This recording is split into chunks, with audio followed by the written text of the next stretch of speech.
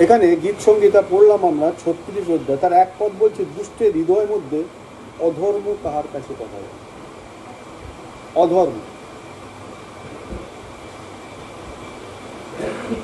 যার মধ্যে সত্য নেই। কেন তাকে দুষ্ট বলছে? কারণ বলছে ঈশ্বর ভয় তাহার চক্ষু অদৃচর। আর 9 পদ বলছে, তোমারই কাছে জীবনের রুনুই আছে, তোমারই দীপ্তিতে আমরা দেখিতে পাই। দেখতে পাওয়া খুব জরুরি। আজকে যে বিষয় প্রভু আমাদের সামনে আনতে চলেছেন, আমরা জানি অবসেশন, ইংরেজিতে একটা কথা আছে, আচ্ছন্ন হওয়া, ঘোরের মধ্যে থাকা। এই অবসেশন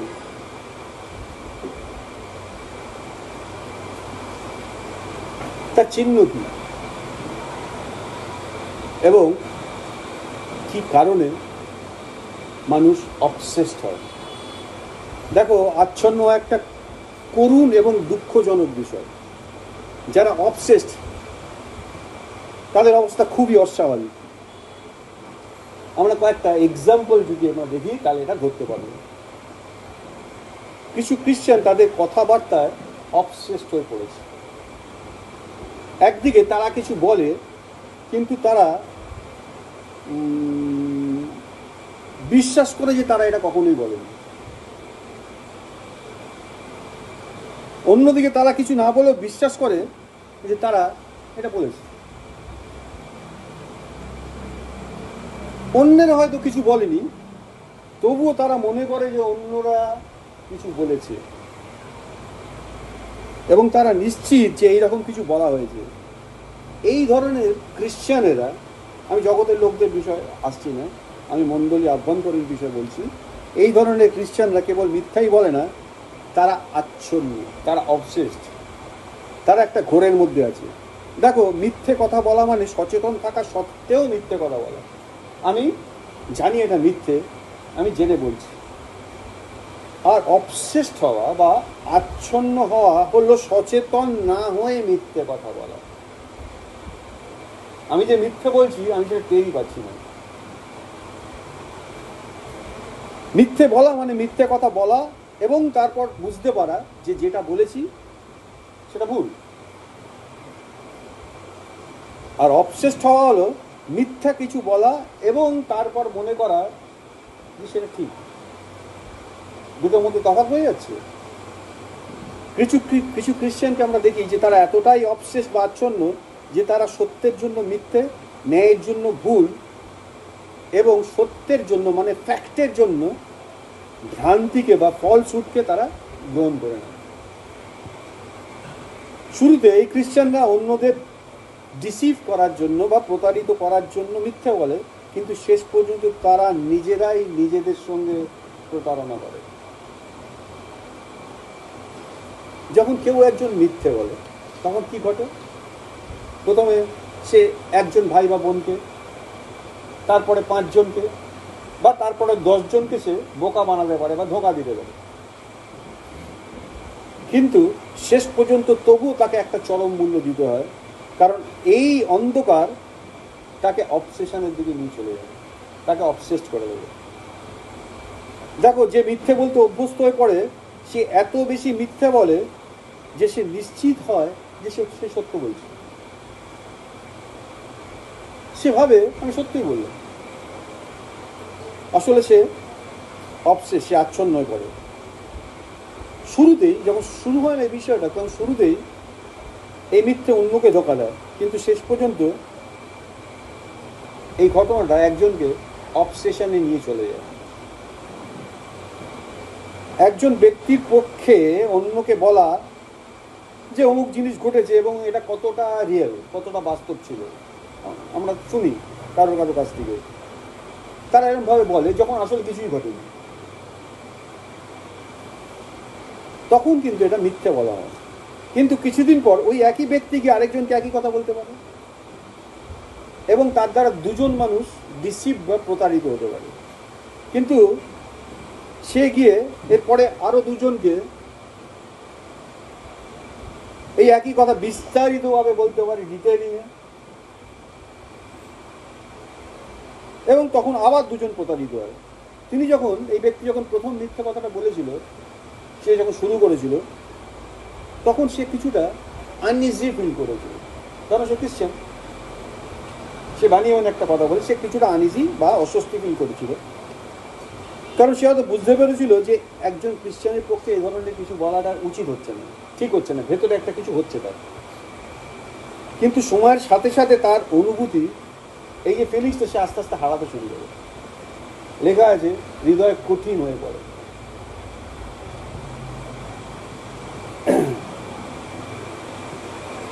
তখন সে কি হয়, নিজের মধ্যে আরো বেশি কনফিডেন্ট হয়ে ওঠে, আরো দৃঢ় প্রত্যয়ী হয়ে ওঠে, আর সে বিশ্বাস করতে শুরু করে যে আসলে সে যেটা বলেছে সেটা সত্যি।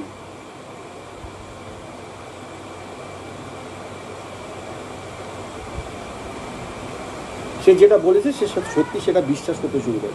এটা কি বলছে? অবসেশন।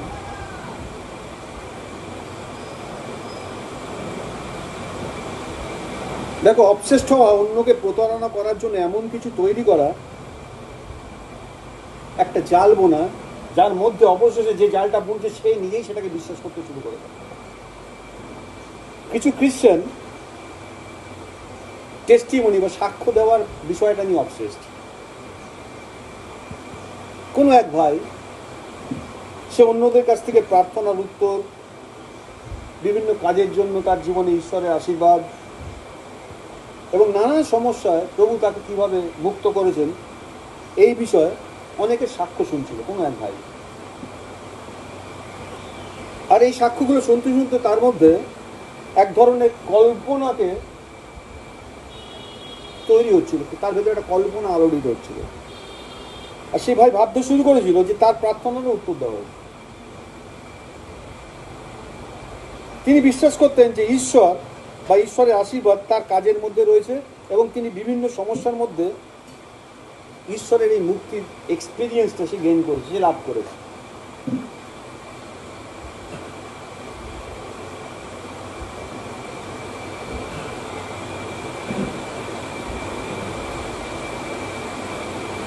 দেখো, প্রকৃতপক্ষে এগুলির কোনোটাই কিন্তু সত্য ছিল না, এই সবটাই ছিল তার কল্পনা। কিন্তু এই ব্যক্তি যখনই যেমন সুযোগ পেতেন না, তিনি তার সাক্ষ্য দেওয়ার জন্য উঠে দাঁড়াতেন, এবং তিনি সেগুলি এত বিস্তারিতভাবে, এত এলাবোরেটলি তিনি সেটাকে ডিসক্রাইব করতেন, বর্ণনা করতেন, যে সেগুলোকে খুব রিয়েল বলে, বাস্তব বলে মনে হতো।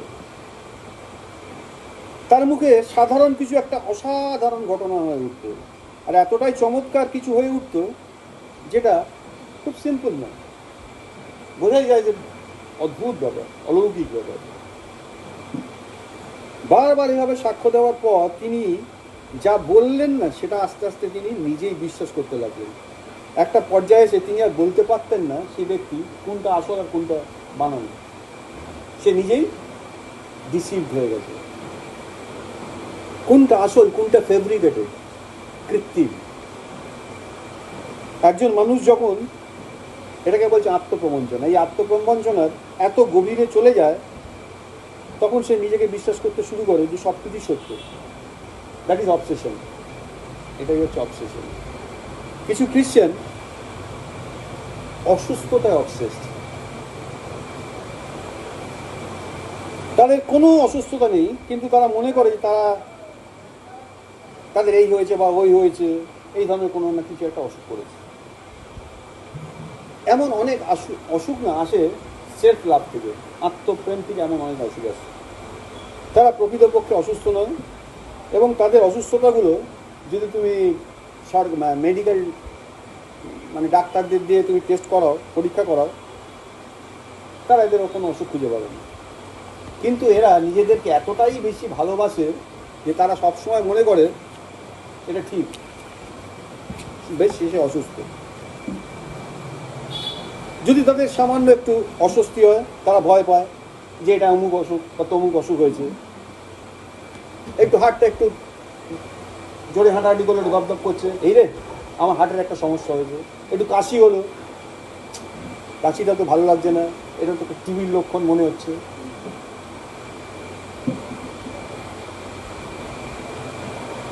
এরা যখন ডাক্তারের কাছে, আর কোনো ডাক্তার যদি এদের সত্যি কথা বলে যে না আপনার কিছুই হয়নি, তখন তারা বলে ওই ডাক্তার একদম ভালো ডাক্তার নয়। আর যে ডাক্তার তাদের সাথে একমত হয়ে তাদেরকে বলে যে না ওইটা ঠিক নেই, আপনার তো একটু অসুবিধা আছে, তখন তারা বলে এই ভালো ডাক্তার, ঠিক ধরেছে। তারা নিজেদেরকে বলে অসুস্থ, বাস্তবে তারা যখন সুস্থ। এটা এই অবসেশন বা আবেশের পয়েন্ট থেকে যদি দেখো তাহলে এটা হচ্ছে আত্মপ্রেম, সে নিজেকে ভালোবাসে। তারা জীবনে এইগুলো শুরু করে, শুরুতে তারা কি জন্য করে না, তাদের আত্মীয় স্বজন, বন্ধু বান্ধব, পরিবারের সদস্যদের সহানুভূতি পাওয়ার জন্য। কিন্তু শেষ পর্যন্ত তারা সত্যিকার অর্থেই বিশ্বাস করতে শুরু করে দেয় যে তারা অসুস্থ। আর তাদের ভেতরে তাদের হার্ট থেকে কিছুই ছিল না, শূন্য থেকে এই অসুস্থতার সৃষ্টি করা হয়েছে। এটাই হচ্ছে অবসেশন। আচ্ছন্ন হওয়া মানে, অবসেসড হওয়া মানে মন গড়া কিছু দিয়ে নিজেকে এতটাই ডিসিভ করে ফেলা যে তারা বুঝতেই পারে না আসলে তারা নিজেরাই ডিসিভ হয়ে গেছে, তারা প্রতারিত হয়ে গেছে। কিছু খ্রিস্টানকে দেখতে পাবে ফিয়ার সাইকোসিস, ভয় পায়, ভয় আচ্ছন্ন। তারা মনে মনে ভয় পায়, কিন্তু ভয়ের কোনো কারণ নেই। তারা হয়তো শুরুতে কোনো একটা বিষয় নিয়ে, কোনো একটা ব্যাপার নিয়ে শঙ্কিত ছিল, মানে শুরু যখন হয়েছিল ঘটনাটা, কিন্তু শেষ পর্যন্ত তারা এই বিষয়গুলো নিয়ে সত্যি করে অর্থেই ভয় পেয়ে যায়। এমনকি যদি তুমি তাদেরকে ভয় না পাওয়ার সমস্ত ধরনের কারণ দাও, যে না না এতে কিচ্ছু নেই, কেউ ভয়ের কি আছে, তবুও তারা তোমাকে বিশ্বাস করতে পারবে না। যদি কেউ তাদের বলে যে না তাদের ভয় পাওয়ার দরকার নেই, তারা আরো বেশি ভয় পেয়ে যায়। এতটাই তারা অবসেসড। কত রকমের অবসেশন। আবার কিছু অবসেশন আছে জানো তো, তারা জল্পনা কল্পনায় আচ্ছন্ন, নানা রকম ভাবনা নিজেরাই ভেবে না।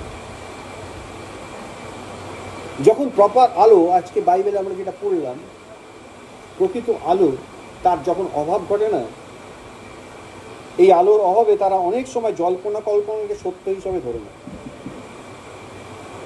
প্রথমে তারা অনুমান করে, গেস করে যে নির্দিষ্ট কিছু থেকে লোক নির্দিষ্ট জিনিস করবে, অর্থাৎ এই লোকগুলো এই কাজটা করবে, এবার থেকে এটা হবে, এটা করার পরে সে অমুক জায়গায় যাবে, গিয়ে ঠিক এই কথাটাই বলবে, মনে মনে ভাবছে। পরবর্তীতে প্রথমে এটা তারা গেস করে, অনুমান করে, তারপরে তারা এটা বিশ্বাস করে যে এই ব্যক্তিটা সত্যি সত্যি সেখানে গিয়েছিল, ওই কাজটা করেছিল এবং এই কথাটা বলেছিল। প্রথমে কল্পনা করেছিল, তারপরে ভাবতে শুরু করলো যেটা ঘটেছে। তারা এতটাই অবসেসড হয়ে উঠতে পারে যে তারা বিবেচনা করে যে ডেফিনেটলি এর মধ্যে কিছু আছে, আসলে ডেফিনেটলি সেখানে কিছু নেই, তার ধরে নেয়। আর এটার থেকে বোঝা যায় এই স্পষ্টতই কোনো ব্যক্তিকে কখন এটা আসে, যখন ভুলভাবে দোষারোপ করার হতে পারে। কোনো মানুষকে ভুলভাবে আমি দোষারোপ করতে চাই, তার ক্ষেত্রে এই ধরনের জিনিস সে বানিয়ে ফেলে। তারা বিশ্বাস করে যে তাদের কাছে ঠিক ঠিক ইনফরমেশন আছে। না আপনি জানেন না, অমুকে দেখেছে, তমুকে বলেছে, তারা ধরে নেয় তাদের কাছে ইনফরমেশন আছে, তথ্য আছে। এটাই হচ্ছে অবসেশন, এটাই হচ্ছে ঘোর। এইটা ভাবা অবসেশন যে একটা নির্দিষ্ট ব্যক্তি নির্দিষ্ট জিনিস করে, যে যখন সে সত্যিই সেই সব কিছু করেনি, এটা ধরে নিচ্ছে। ভালো করে ভেবে দেখো, আমাদের প্রত্যেকের জীবনে তোমরা দেখতে পাবে, হয় নিজেদেরকে না অন্যদেরকে, এমন কিছু ইস্যু রেইজ হয়ে গেছে বা রেইজড হয়, আমি ভাবিনি, অথচ সে ভেবে নিয়েছে আমি এটা ভেবেছি। আর নিজের ক্ষেত্রে দেখো, অন্য কেউ কিছু বলেনি বা ওইভাবে চিন্তাই করেনি, আমি ধরে নিয়েছি ওটা করেছি। That is obsession. আরেক ধরনের অবসেশন আছে, কিছু খ্রিস্টান খুব সিকিং, তারা খুব বাক্য ঈশ্বরের বিষয় নিয়ে খুব অন্বেষণ করে, খুঁজতে চায় ঈশ্বরকে। এবং তারা চায় নিজেদেরকে ঠিকঠাক করে প্রভুর সামনে প্রেজেন্ট করতে। তথাপি তাদের কাছে কোনো প্রকাশ আসেনি, তাদের কাছে মধ্যে আসলে কোনো আলো নেই। তারা কিছু ভুল করেনি, ভুল নাও হতে পারে, তবু তারা মনে করে যে তাদের কিছু ভুল রয়েছে, একটা কিছু ভুল তারা করে ফেলেছে। আর তারা ক্রমাগত এটা সম্পর্কে এতটাই কি বলবো উদ্বিগ্ন হয়ে থাকে যে তারা বলে প্রভু আর তাদের ক্ষমা করবেন, প্রভু আর তাদের ক্ষমা করবেন না, এবং প্রভু রক্ত আর তাদের সূচি করবে না। ঈশ্বরের চোখে ঈশ্বর কখনো ঈশ্বর দেখছি না, ওরা কোনো পাপই করেনি, ঈশ্বরের চোখে এরা কোনো পাপই করেনি, তবুও তারা নিশ্চিত যে তারা পাপ করবে। তারা মনে করে যে তারা একটা এমনি তেমনি পাপ না, ক্ষমার জন্য অপরাধ করে ফেলেছে এবং ক্ষমার অযোগ্য একটা পাপ করেছে, আর তারা তার দ্বারা দুঃখে পরিপূর্ণ হয়ে যায়। তারা তখন কাঁদে। আর একবার যে প্রভুর কাছে স্বীকার করা এটাকে যথেষ্ট বলে সে মনে করে না, ওই ইস্যুটার জন্য সে বারবার সে স্বীকারোক্তি করতে থাকে। তারা 10 বার 100 বার একই জিনিস নিয়ে প্রভু আমার ভুলে, প্রভু আমার ক্ষমা করে দেয়, ওই ইস্যুটা নিয়ে বলছে। কেন বারবার বলছে? কারণ সে বিশ্বাস করতে শুরু করেছে এটা আর ক্ষমা হচ্ছে না, তাই সে বারবার বলছে। এমনকি তারা যখন ক্রমাগত স্বীকার করে চলেছে, তারা অনুভব করে যে পাপটা এখনো তার মধ্যে আছে। এটা কি? এটা অবসেশন। তারা ঈশ্বরকে ভালোবাসে, ঈশ্বরের কাছে ঈশ্বরের প্রেজেন্সে থাকতে চায়, সিকিং পিপল, ঈশ্বরের বিষয় অন্বেষণ করে, কিন্তু আলো নেই জীবনে, ঈশ্বরের আলো প্রকাশিত হয়নি।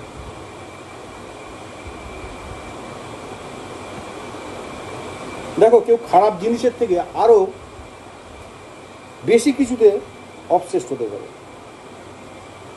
এমনকি কোনো একটা পাপের অনুভূতিতেও অবসেসড হয়ে যাবে। প্রভুর কাছে এসছে অনেক বছর কেটে গেছে, হঠাৎ তার মনে উদয় হয়েছে আমার জীবনে এরকম একটা ঘটনা, এরকম একটা ইনসিডেন্ট ছিল, এটা ক্ষমা হয়।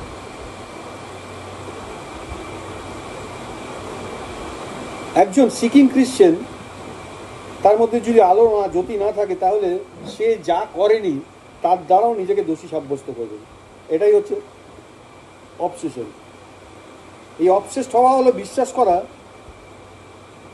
যে কোনো কিছু রিয়েল, কোনো কিছু বাস্তব, যখন আসলে সেটা নয়। আনরিয়েল জিনিসকে রিয়েল বলে মনে করাটা, ধরে নেওয়াটা হচ্ছে অবসেশন। যিশাইয়া 5 অধ্যায় 20 পদটা তুমি যদি পড়ো, সেখানে একটা অদ্ভুত কথা বলেছেন ভাববাদী। বলছেন, ধিক তাহাদিওকে যাহারা মন্দকে ভালো আর ভালোকে মন্দ বলে। How is it possible? মন্দকে ভালো আর ভালোকে মন্দ বলে। বলছে ধিক তাহাদিওকে, তারা আলোকে আধার ও আধারকে আলো বলিয়া ধরে। প্রথমে বলে, তারপরে আলোকে আধার এবং আধারকে আলো বলে ধরে নেয়, তারা ধরে, আসলে সেটা নয়।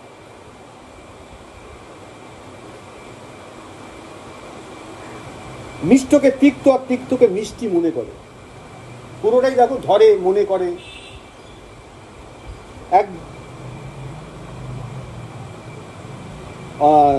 তারপরে কি, একজন মানুষ এতটাই আচ্ছন্ন হতে পারে যে সে ভালোকে মন্দ, মন্দকে ভালো বলে, অন্ধকারকে আলো, আলোকে অন্ধকার বলে।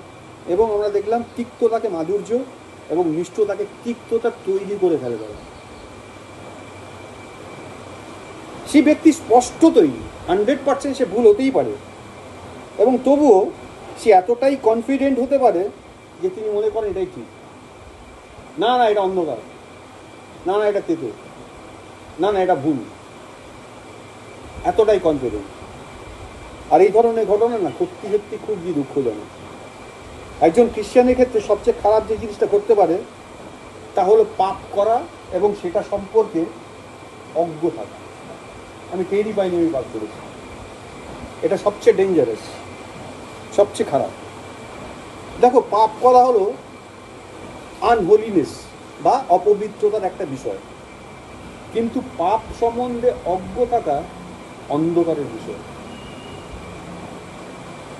আমি যদি পাপ করি, আমি আনহোলি হলাম, অসুচি হলাম, ঠিক আছে, কিন্তু আমি পাপ করলাম, আমি জানলামই না আমি পাপ করেছি, সেটা অন্ধকারের বিষয়। এই কলুষতা বা আনক্লিননেস যথেষ্ট বিপজ্জনক, কিন্তু এটা যদি অন্ধকারের সাথে মিলেমিশে থাকে, পরিপূরক হয়ে যায়, তাহলে বিপদটা অনেক বেশি বেড়ে যায়। পাপ বা খারাপ জিনিস তো আমরা সকলেই জানি, ঈশ্বরে আন্দোলন পায়, কিন্তু তার সঙ্গে যদি অন্ধকার মিশে থাকে সেটা আরও কত ডেঞ্জারাস হয়। যদি একজন খ্রিশ্চান অন্ধকারে বাস করে, তার পক্ষে আর এগিয়ে যাওয়া সহজ হবে না, তার কারণ সে দেখতেই পাচ্ছে না। পাপ সম্পর্কে আমি অজ্ঞ, আমি পাপ কাজ করে যাচ্ছি, আমি মনেই করছি না এটা পাপ, বুঝতে পারছো, এটা ডেঞ্জারাস। এই যে অবসেশনের কথা বললাম বা আবেশের কথা বললাম, এর অনেকগুলো সিমটমস আছে বা লক্ষণ আছে। একজন খ্রিস্টানের পক্ষে তার নিজের চিন্তাভাবনা, অন্যের চিন্তাভাবনা, তার নিজের কথা, অন্যের কথা, তার নিজের স্পিরিচুয়াল কন্ডিশন, আত্মিক অবস্থা, অন্যের স্পিরিচুয়াল কন্ডিশন, তার নিজের পাপ, তার নিজের কথা, অন্যের কথা, এই সব কিছু নিয়ে সে অবসেসড হয়ে যাবে। এই অবসেশন একটা খুব সাধারণ জিনিস। তুমি এখনকার দিনে এখন মেডিকেল এর অনেকগুলো কি বলে উইং তৈরি হয়ে গেছে, তার মধ্যে কেন এখন লোকে এত জায়গায় যায়, কাউন্সিলিংয়ের জন্য যাচ্ছে, অমুকের জন্য যাচ্ছে, আমরা দেখি না?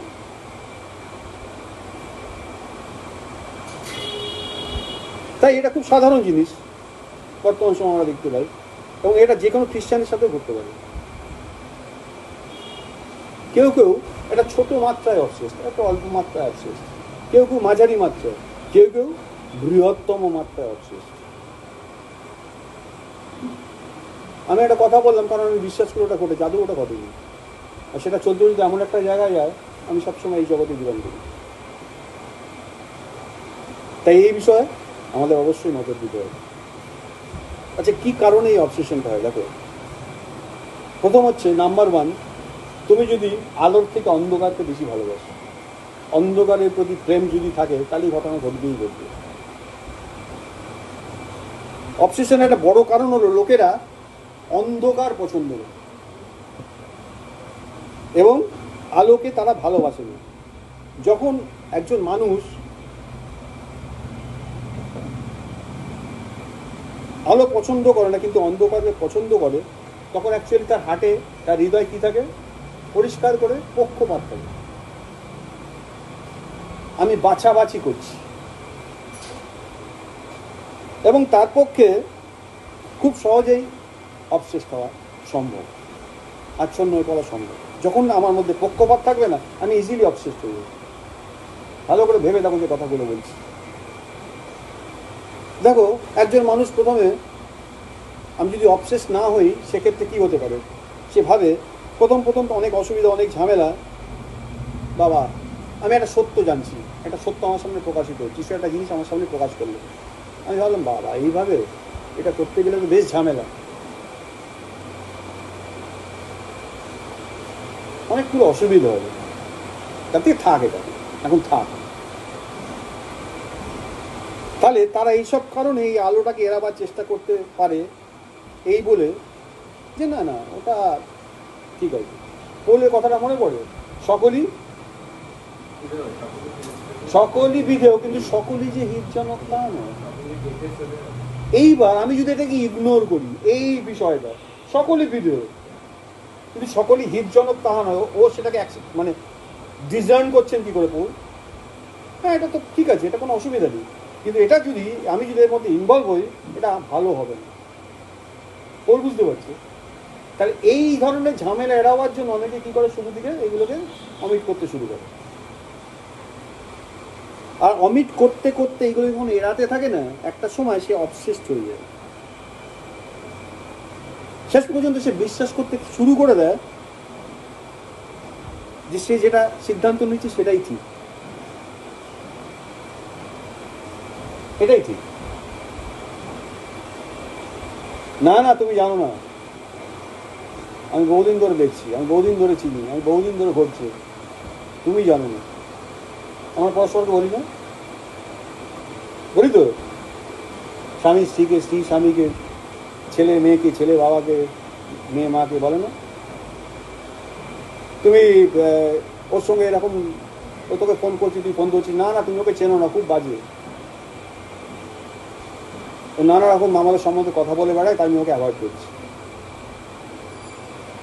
এরকম ঘটনা ঘটে না? অহরহ ঘটে। তুমি জানো কি করে তখন মা বাবা শুনে? অনেকগুলো বিষয় তখন মা বাবা যদি প্রপার স্টেপ নিয়ে দিয়েছে, এবং অনেক ঝামেলা। কি ঝামেলা? দু রকম জিনিস আছে। একটা আমাকে শিখিয়েছে বাক্য, ঈশ্বরের বাক্য যদি আলো প্রকাশিত আমাকে কি শেখাচ্ছে, তোমার যতদূর হাত থেকে মানুষদের মধ্যে শান্তি পেয়ে যাবে। বাক্য বলছে ধন্য তাহারা যারা মিলন করিয়ে দেয়। আবার বাক্য বলছে বিপক্ষ তোমার দ্বারে উপস্থিত আছে, তুমি চিনে না, তাকে রেজিস্ট করো। এবার কোনটা বিপক্ষ, কোনটা ঠিক, কোনটা ভুল, তাহলে তোমায় কি করতে হবে? ঈশ্বরের কাছে আসতে হবে, আলোকে আসতে হবে, ঈশ্বরের কাছ থেকে নিতে হবে। ওটাই ঝামেলা, তার থেকেও যাবে, এড়িয়ে যেতে শুরু করে।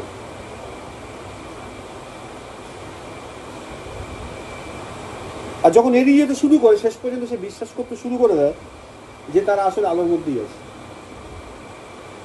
তারা ঈশ্বরের পথেই আছে। এর সবচেয়ে বড় উদাহরণ কি জানো? ওল্ড টেস্টামেন্টে তুমি যদি দেখো, ওল্ড টেস্টামেন্ট থেকে নিউ টেস্টামেন্ট ঢুকছে, প্রভু যিশুর আগমন হয়ে গেছে। আর জন 3:16 আমরা সকলেই জানি, কারণ ঈশ্বর জগৎকে এমন ভালোবাসলেন যে তার একজাত পুত্রকে দান করলেন, যেন যে কেউ তাদের বিশ্বাস করে সে বিনষ্ট নয় কিন্তু অনন্ত জীবন করে। তারপরে তুমি 17 পদ 18 পদ দেখবে, তথাপি অনেকে তাকে বিশ্বাস করল না, আর যারা বিশ্বাস করলো না তাদের বিচার হয়ে গেল। লেখা আছে 19 পদে। কি বলছি আমি? 19 পদটা খুব ইম্পর্টেন্ট। আর সেই বিচার এই, কি বিচার, কি জাজমেন্টে তারা চলে গেল? সেই বিচার এই যে জগতে জ্যোতি আসিয়াছে এবং মনুষ্যরা জ্যোতি হইতে অন্ধকার অধিক ভালোবাসিবে। কোনটাকে চুজ করছি? জ্যোতিকে না পছন্দ করে, না বেছে আমি অন্ধকারকে অধিক ভালোবাসছি। কেন সেটা করছে?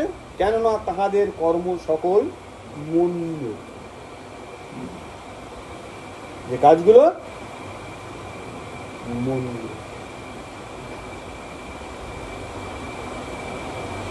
মনে পড়ে এই প্রসঙ্গে একজন ব্যভিচারী নারীকে ধরে এনেছিল যিশুর কাছে, রেড হ্যান্ড ধরেছিল, মনে পড়ছে?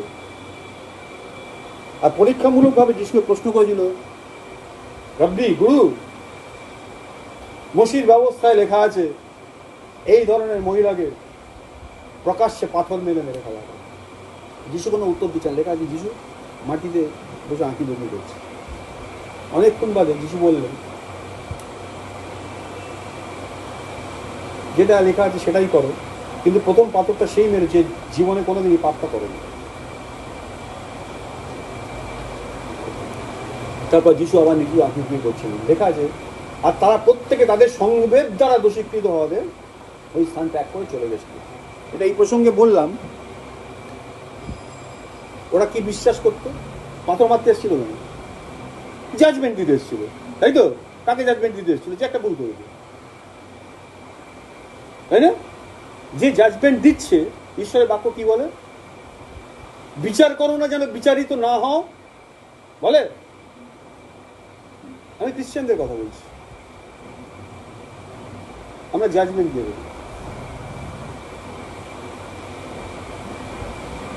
আমাকে এইভাবে বলল, বা আমার সঙ্গে ঠিক ডিলিং করছে না, নিশ্চয়ই নিশ্চয়ই অমুক তমুক।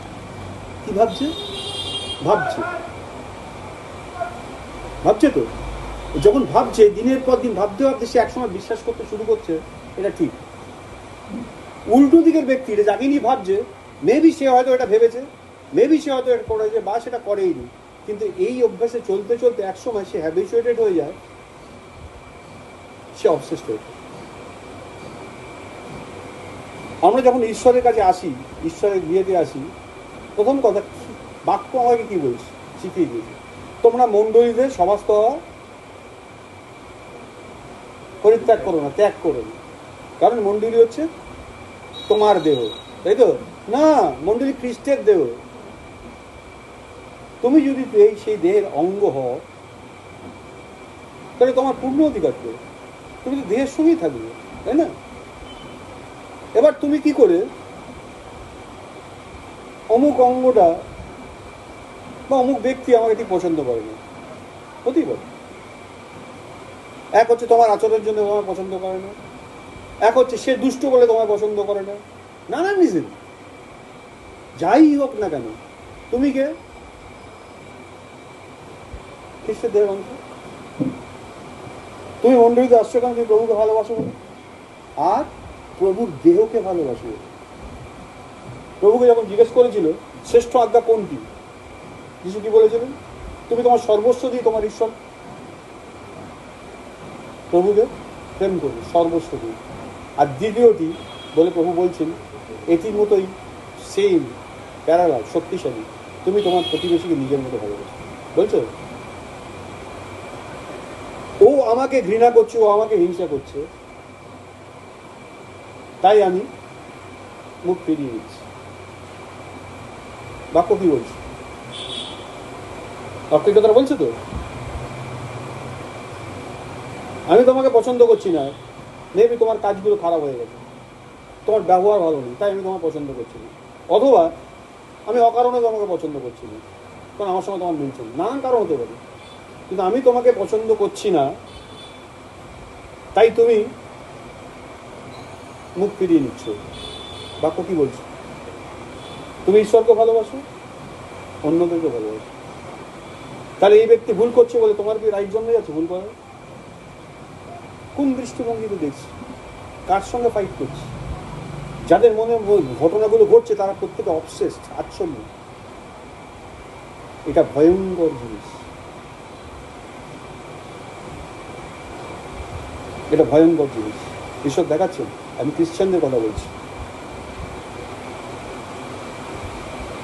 তাহলে যেটা পড়লাম আমরা বাইবেল থেকে যোহন 3:19, তারা অন্ধকার, আলোর থেকে অন্ধকারকে বেশি ভালোবাসত, কেননা তাদের কর্ম মন্দ ছিল, তাদের কাছে কোনো আলো ছিল না, তারা অন্ধকারে বাস করত। তাই তারা প্রভু যিশুকে রিজেক্ট করেছিল, প্রত্যাখ্যান করেছিল। আর প্রভু যিশুকে রিজেক্ট করা বা তাকে ঘৃণা করাটাকে ন্যায্য বলে মনে করত। তারা মনে করতো তারা এটা করে তারা ঈশ্বরের কাছের লোক, মনে করতো না? যিশুর দিকে কি ভাবতো? যিশুকে ধ্বংস করতে পারলে ঈশ্বরের আরো কাছে পৌঁছতে পারবে। পৌলের স্টেটমেন্ট করবে, পৌল তাড়না করে বেড়াতো। শুধু তাই নয়, আরো পাওয়ার জন্য সে গিয়েছে প্রধান যাজকদের কাছ থেকে ক্ষমতা আনতে, যাদের দেখে বেঁধে জেলে পড়তে পারে। আগে শুধু মারার পারমিশন ছিল, এবার বেঁধে জেলে পড়ার জন্য স্পেশাল পারমিশন আনতে গেছে। এটা করে কি হতো? ঈশ্বরের আরো কাছের লোক হওয়া যেত, আমি ঈশ্বরের জন্য কিছু করছি। আচ্ছা, ঈশ্বর কি এটাই চাইছিলেন? মানে পৌল যেটা ভাবছিল সেটা ঠিক না ভুল ছিল? বলে ভুল ছিল। পৌল কি ভাবছিল? ওটাই ঠিক।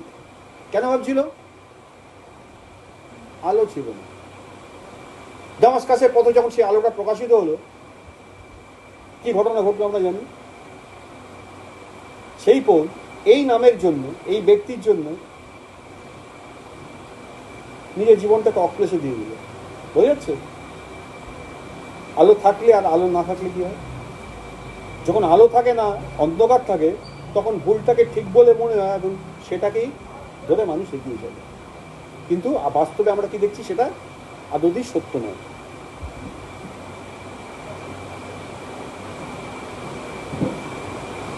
ধরো আরেকটা পদ আমরা যদি দেখি, যোহন 15:24 এরম লেখা ছিল, প্রভু বললেন, আমি যদি তাদের মধ্যে এমন কাজ না করতাম যা অন্য কেউ করেনি, তবে তাদের পাপ হতো না। কিন্তু এখন তারা আমাকে ও আমার পিতাকে দেখেছে এবং ঘৃণা করছে। তার মানে শুধু যে প্রত্যাখ্যান করছে তাই না, ঘৃণা করছে। তুমি কি ঈশ্বরের লোককে ঘৃণা করো? তারা এটা করতো কেন? কারণ তারা অবশেষ ছিল, তারা প্রভু যিশুকে বিনা কারণে ঘৃণা করতো। এই যে বলছে কোনো কারণ ছিল না। প্রভু বলছেন, আমি যে কাজগুলো করেছি সেগুলো তো প্রমাণ করে দিচ্ছি, সেগুলো ঘৃণা করার মতো কাজ। তারা ঘৃণা করার কোনো কারণ ছিল না, তৎসত্ত্বেও ঘৃণা করছে। আমাদের অবশ্যই এটা উপলব্ধি করতে হবে যে যেখানে অন্ধকার এবং যেখানে আলোর অভাব সেখানেই ভুল দৃষ্টিভঙ্গি, ভুল আত্মবিশ্বাস এবং ভুল ডিজার্টমেন্ট, ভুল বিচার। আলো না থাকলে এই জিনিসগুলো থাকবে। যা কিছু ভুল তার মধ্যে অবশেষে মানে উপাদান আছে। যেখানে ভুল, যেখানে অন্ধকার, সেখানে অবসেশন থাকবে। আলোকে ভালোবাসতে না পারার ফল হলো অবসেশন। দ্বিতীয় কারণ দেখো, অবসেশনের কারণ প্রাইড, অহংকার আমার ভেতরে নিতে পারে। এই অহংকার বা প্রাইড আবেশের বা আচ্ছন্ন হওয়ার বা অবসেশনের একটা অন্যতম বড় কারণ। ওভিডিওর পুস্তক একটাই অধ্যায় আছে, তার 3 পদ তুমি যদি পড়ো, সেখানে লিখেছিল, হে শৈলদরবাসী, হে উচ্চস্থানবাসী, তোমার অন্তঃকরণের অহংকার তোমাকে বঞ্চনা করিয়াছে। কোন জিনিসটা তোমাকে ডিসিভ করেছে? তোমার হার্টের মধ্যে যে প্রাইডটা আছে, তোমার অন্তঃকরণের অহংকার তোমাকে বঞ্চনা করিয়াছে। বাইবেলে একটা পদ আমরা জানি,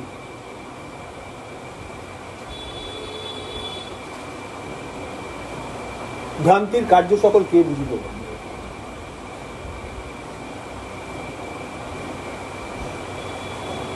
এটা একটা অপ্রতিকার্য বিষয়। আমি যদি একবার এর মধ্যে ঢুকে যাই, বেরোনো মুশকিল, বেরোনো যাবে। অবসেশন, ভ্রান্তির কাজ। এটা আমাদের দেখায় যে আত্মপ্রবঞ্চনার আরেকটা কারণ হলো প্রাইড বা অহংকার। যারা আত্মপ্রবঞ্চিত হয়ে অবসেশনের পর্যায়ে চলে যায়, তারা মোস্ট প্রবাবলি তারা খুব গর্বিত। কেন বলছি? একজন খ্রিস্টান মানুষের সামনে তার এই প্রাইডটা শুরু হয় কি বলো, তার পজিশনটা অর্জন করার জন্য। আমি কেউ, আমি একটা কিছু। ধরো এটা একটা মণ্ডলী, আমরা এখানে আসি কি, এটা মণ্ডলী তো, আবার এটা একটা বাড়িও। এই মণ্ডলীতে কারা কারা আসছে? অনেকে আসছে। তাদের মধ্যে কেউ কেউ আছে যাদের সঙ্গে আমার রক্তের সম্পর্ক আছে, কেউ কেউ আছে যাদের সঙ্গে আমার রক্তের সম্পর্ক নেই। এক্সাম্পল, এবার যার সঙ্গে আমার রক্তের সম্পর্ক আছে, সে যদি মনে করে এই ব্যক্তিতে আমার অধিকার সবচেয়ে বেশি, রক্তের সম্পর্ক আছে। আর যার রক্তের সম্পর্ক নেই, সে এটা দেখে একটু দুঃখ পেল। দুজনেই অবসেসড। প্রভু যিশুর কথাটা ভালো করে মনে করো তো, ভালো করে মনে করো, যখন প্রচুর ভিড় হয়ে গেছে আর প্রভু যিশু শিষ্যদেরকে নিয়ে নানান বিষয়ে আলোচনা করছেন, প্রচুর লোক এসছে, অসুস্থ সব লোক এসছে, এত ভিড় এত ভিড় এত ভিড় যে ওই ঘরটায় ঢোকারই কোনো জায়গা নেই। তখন যিশু একজন শিষ্য যিশুর কাছে এসে বললেন, প্রভু দেখুন আপনার মা ভাইরা গেটের বাইরে দাঁড়িয়ে আছে, ঢুকতেই পারছে না। যিশু চারিদিকে তাকালেন, এত লোক এসছে। যিশু উত্তর কি দিলেন? কে আমার মা, কে আমার ভাই? উত্তর দিচ্ছে মানে কি? কে আমার মা, কে আমার ভাই মানে কি? মানে ও যে সেন্সে বসতে এসেছিল, আপনার মা আপনার ভাই মানে কি? তারা যে সঙ্গে আপনার ব্লাড রিলেশন আছে, আপনার পরিবারে, আপনার একান্ত নিজস্ব। যিশু পুরোটা ভেঙে দিলেন, পুরোটা ভেঙে দিলেন। ঈশ্বরের কিংডমে এইসবের কোনো মূল্য নেই। তারাই আমার মা, তারাই আমার ভাই, তারা আমার বোন, যারা আমার স্বর্গস্থ পিতার কথা শোনে এবং সেগুলোকে পালন করে। বললেন হ্যাঁ? তাহলে ফ্যামিলিটা কি অ্যাকচুয়ালি? কিংডমে পরিবারটা কোনটা? কিসি নিয়ে লড়াই হয়?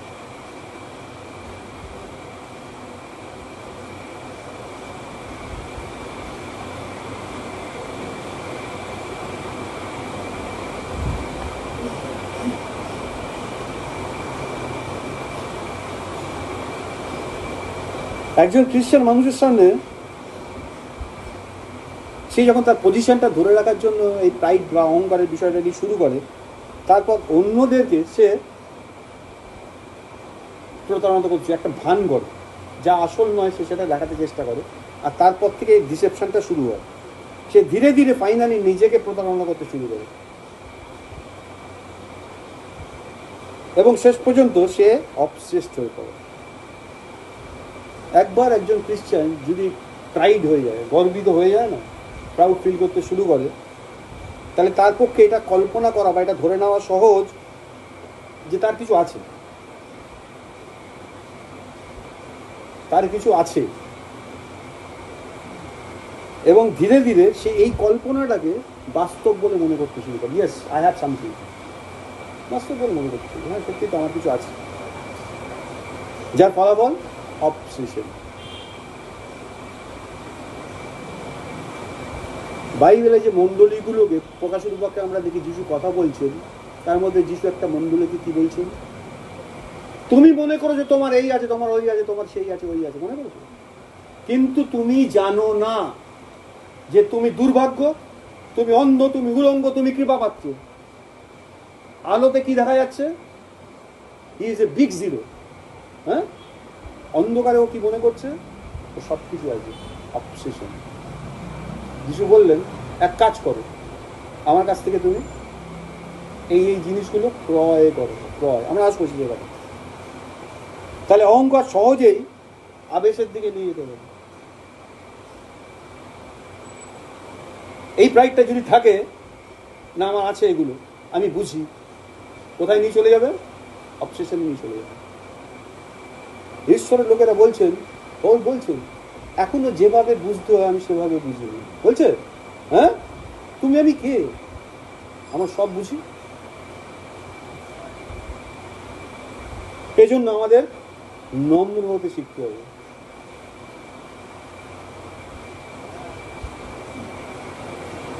তৃতীয় কারণ, তৃতীয় যে পয়েন্ট যার জন্য অবসেশন আসে বা অবসেসড হয় মানুষ, সেটা হচ্ছে সত্যের যে ভালোবাসা সেটাকে না পাওয়া।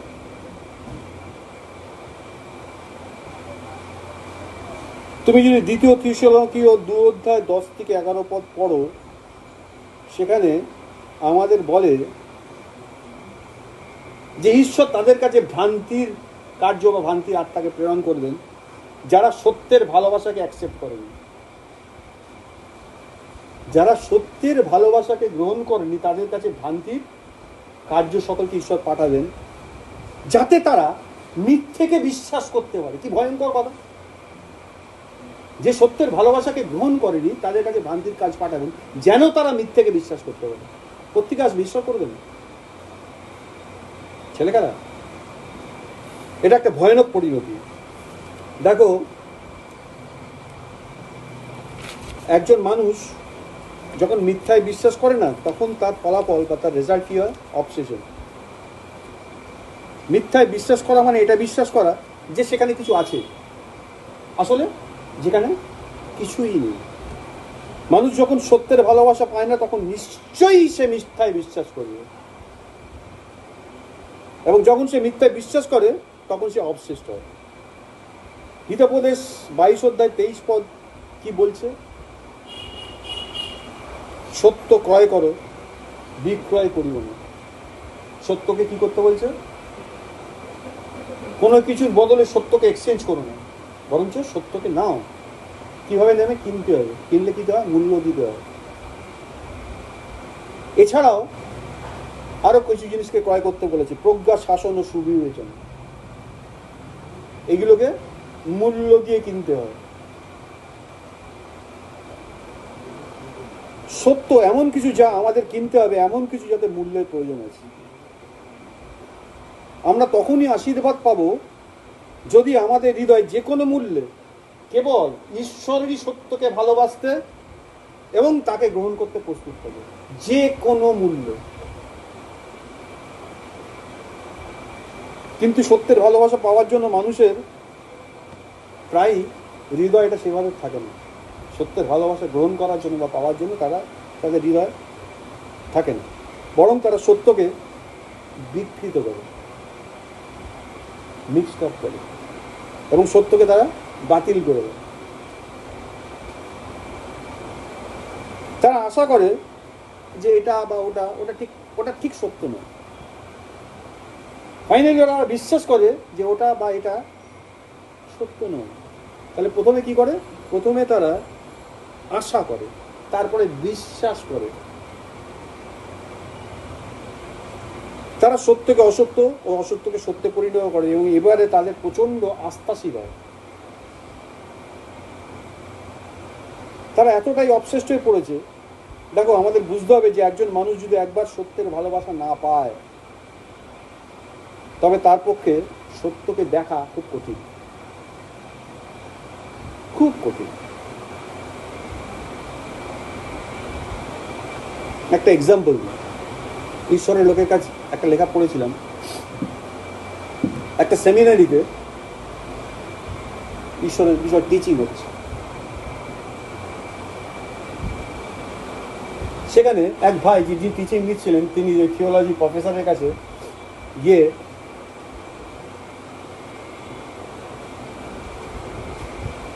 তাকে বলেছিলেন যে আমি একটা ভিশন দেখেছি, আমি প্রভুর সামনে একটা বিষয় দেখেছি যে আমি খ্রিস্টের সাথে ক্রুশে বিদ্ধ হয়েছি, আমি মারা গেছি, এবং যেহেতু আমি মারা গেছি তাই আমাকে কবর দেওয়া উচিত।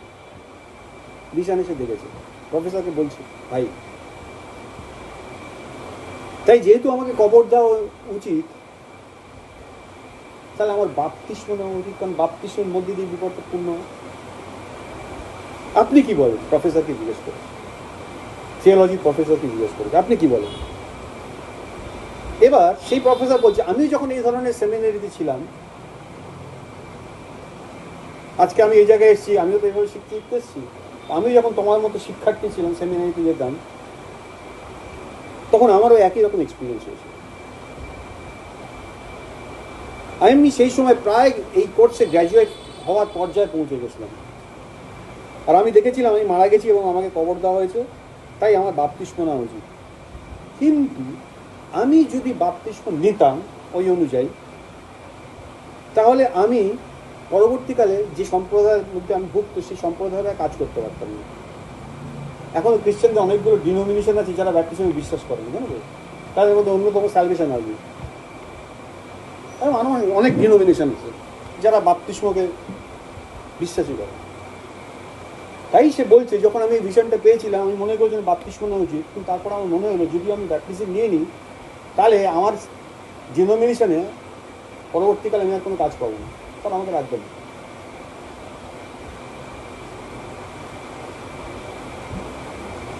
তখন আমি প্রার্থনা করেছিলাম ঈশ্বরের কাছে, এবং আমি অনুভব করেছিলাম যে আমাকে গ্র্যাজুয়েট হওয়া পর্যন্ত অপেক্ষা করতে হবে, কোর্সটাকে কমপ্লিট করি।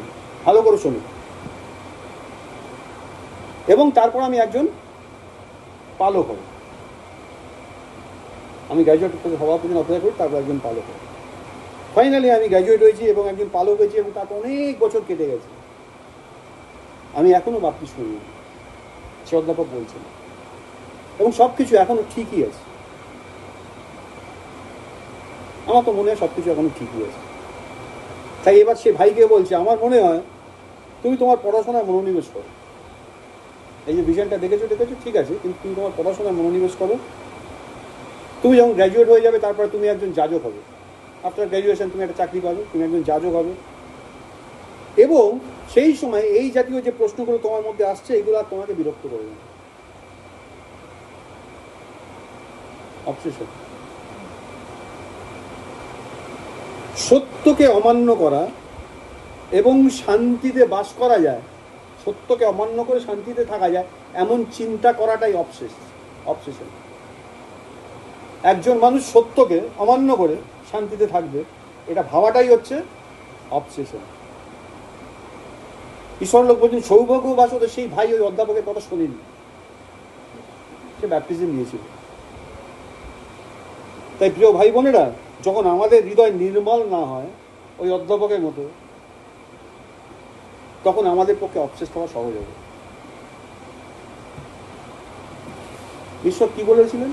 পিতরকে যখন লোকেগুলো জিজ্ঞেস করছিল প্রভুর কথা শুনে, ঈশ্বরের বাক্য শুনে তাদের হৃদয় যখন শেলবিদ্ধ হলে, আমরা কি করব? কি বলেছেন পিতর? তোমরা সকলে আপন আপন পাপ মোচনের নিমিত্ত প্রভু যীশু খ্রিস্টের নামে বাপ্তাইজিত হয়। এই অ্যাসাইনমেন্ট, এটা পথ, এটা একটা নির্দিষ্ট বিষয় প্রত্যেকে ঠিক হয়েছে, কে সেট করেছে? যিশু যখন কমিশন দিচ্ছেন শেষ হতে, তোমরা সমুদায় জগতে যাও, সমগ্র সৃষ্টির কাছে সুসমাচার প্রচার করো, আর তাদেরকে পিতা পুত্র পবিত্র আত্মার নামে বাপ্তাইজিত করো। কার কমিশন? কার ঠিক করা জিনিস? হ্যাঁ, প্রভু ঠিক করা জিনিস। এক ব্যক্তি বলছে ওটা না করলেও হয়,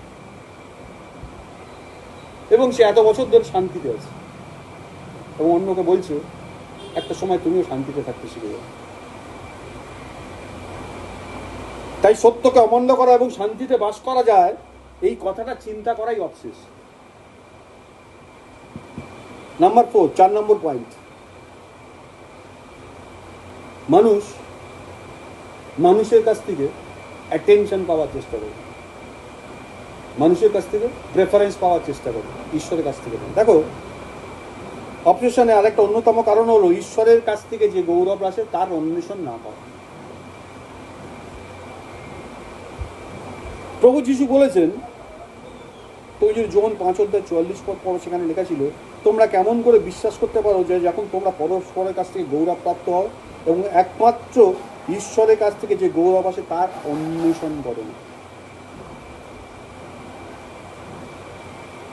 কিসের ওপর অ্যাটেনশন, কি চেষ্টা করো? আমাকে সবাই ভালো বলবে,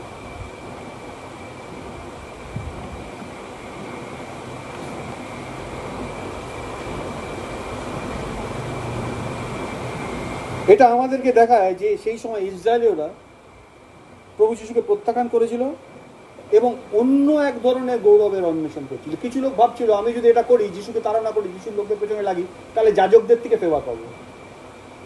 যাজকরা একটা ভাবছিল, আমরা যদি এটা করি তাহলে কি হবে, সব লোকেরা আমাদেরকে আরো বেশি করে মান্য করবে। তারা কার থেকে ফেভার পাওয়ার চেষ্টা করছে?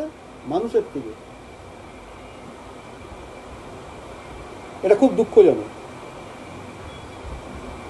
এই ইসরায়েলীদের গৌরবের পাওয়ার যে একটা লালসা বা ইচ্ছা তাদের অন্তরকে মিথ্যের দিকে ঠেলে দিয়েছে।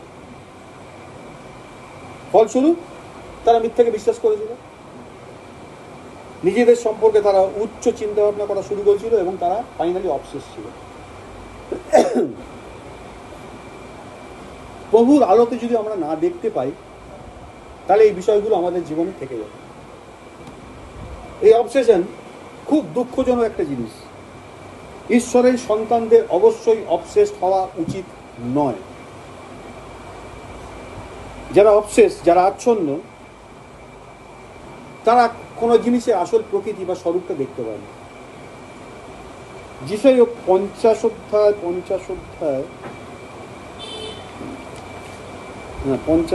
10 থেকে 11 পদ যদি দেখো, সেখানে বলছে, তোমাদের মধ্যে এমন কে আছে যে সদাপ্রভুকে ভয় করে, যে তার দাসের রবে কর্ণপাত করে, যে অন্ধকারে চলে, যাহার দীপ্তি নাই, সে সদাপ্রভুর নামে বিশ্বাস করুক, আপন ঈশ্বরে নির্ভর দিয়ে। দেখো, অগ্নি জ্বালাইতেছ যে তোমরা, ও শিখামণ্ডলে আপনার দিগকে বেষ্টন করিতেছ যে তোমরা সকলে আপনাদের অগ্নির আলোকে আপনাদের প্রজ্বলিত শিখামণ্ডলে গমন করো, আমার হস্তে এই ফল পাইবে, তোমরা দুঃখে শয়ন করবে। ভার্সটা এইভাবে ঠিক লেখা আছে বাইবেলে, কিন্তু এই 10 পদটা এত সহজে বোঝা যায় না। তুমি যদি এর পাংচুয়েশনগুলোকে একটু ঠিকঠাক মতো প্লেস করো তাহলে এর অর্থ হয়তো কিছুটা পরিষ্কার হতে পারে। এইভাবে যদি আমি পড়ি, একটু আগে পড়লাম, এবার দেখো, তোমাদের মধ্যে কে সদাপ্রভুকে ভয় করে, নোট অফ এক্সক্লেমেশন, বিস্ময়সূচক চিহ্ন, কে ভয় করে? কে তার দাসের রব শোনে, বলে এই রব বলতে কি একটা আইপেন দিলাম, যিনি অন্ধকারে চলাফেরা করেন কিন্তু তার কোনো আলো নেই। আমি অন্ধকারে চলি, আমার কোনো আলো নেই, আমি জানি, আমি বিশ্বাস করে আমি ঈশ্বরের রব শুনতে পারি। বুঝতে পারছি কি বলছে? আমি অন্ধকারে চলি, আমার মধ্যে কোনো আলো নেই, বাট আমি বিশ্বাস করি যে আমি ঈশ্বরের রব শুনতে পারি। বুঝতে পারছো কি বলছে এবার পথটা? এবার প্রশ্ন, অর্থাৎ যেগুলো করে এবং যার মধ্যে আলো নেই, কোশ্চেন মার্ক, সে কিভাবে বেরোবে? সে সদাপ্রভুর উপর নির্ভর করুক এবং প্রথমে বলো তার নামে নির্ভর করুক এবং সদাপ্রভুতে নির্ভর দিউক। এর অর্থ হলো, তোমাদের মধ্যে এমন কেউ কি আছে যে প্রভুকে ভয় করে এবং তার দাসের কথা মেনে চলে? কেউ যদি প্রভুর দাসের কথা মানতে চায় অথচ অন্ধকারে চলে, অর্থটা বোঝো, কেউ যদি প্রভুর দাসের কথা মানতে চায় অথচ অন্ধকারে চলে এবং আলো না পায়, তাহলে তার কি করা উচিত? তার সদাপ্রভুর নামে নির্ভর করা উচিত এবং তার ঈশ্বরের ওপর নির্ভর করা উচিত। এবার 11 পদটা বলছে, দেখো, তোমরা সকলে যারা আগুন জ্বালাও, খুব ইম্পর্টেন্ট কথা, যারা আগুন জ্বালাও, আগুন দিয়ে কি হয়? আলো তৈরি হয়। ভালো করে শোনো, আমি অন্ধকারে দেখতে পাচ্ছি না, একটা আলো জ্বাললাম, একটা আগুন জ্বাললাম, হ্যাঁ, আগুন কি করে? আলো উৎপন্ন করে। তোমরা সকলে যারা আগুন জ্বালাও, যারা অগ্নি দিয়ে নিজেদের ঘিরে রাখো। কি দিয়ে ঘিরে রাখছো? অগ্নি, আগুন দিয়ে ঘিরে রাখছো। আগুন মানে আলো দিয়ে ঘিরে রাখছো, ভালো করে বোঝো। তোমাদের আগুনের আলোতে চলো, এবং তোমরা যে অগ্নিকুণ্ড জ্বালাচ্ছ তার মধ্যে তোমরা আমার হাত থেকে এটা পাবে। যারা আগুন জ্বালিয়েছ, যারা নিজেদের আলোর মধ্যে বৃত্তে ঘিরে রেখেছ, ঈশ্বর বলছেন তোমরা আমার হাত থেকে এটা পাবে। কি পাবে? তোমরা যন্ত্রণায় শুয়ে থাকবে।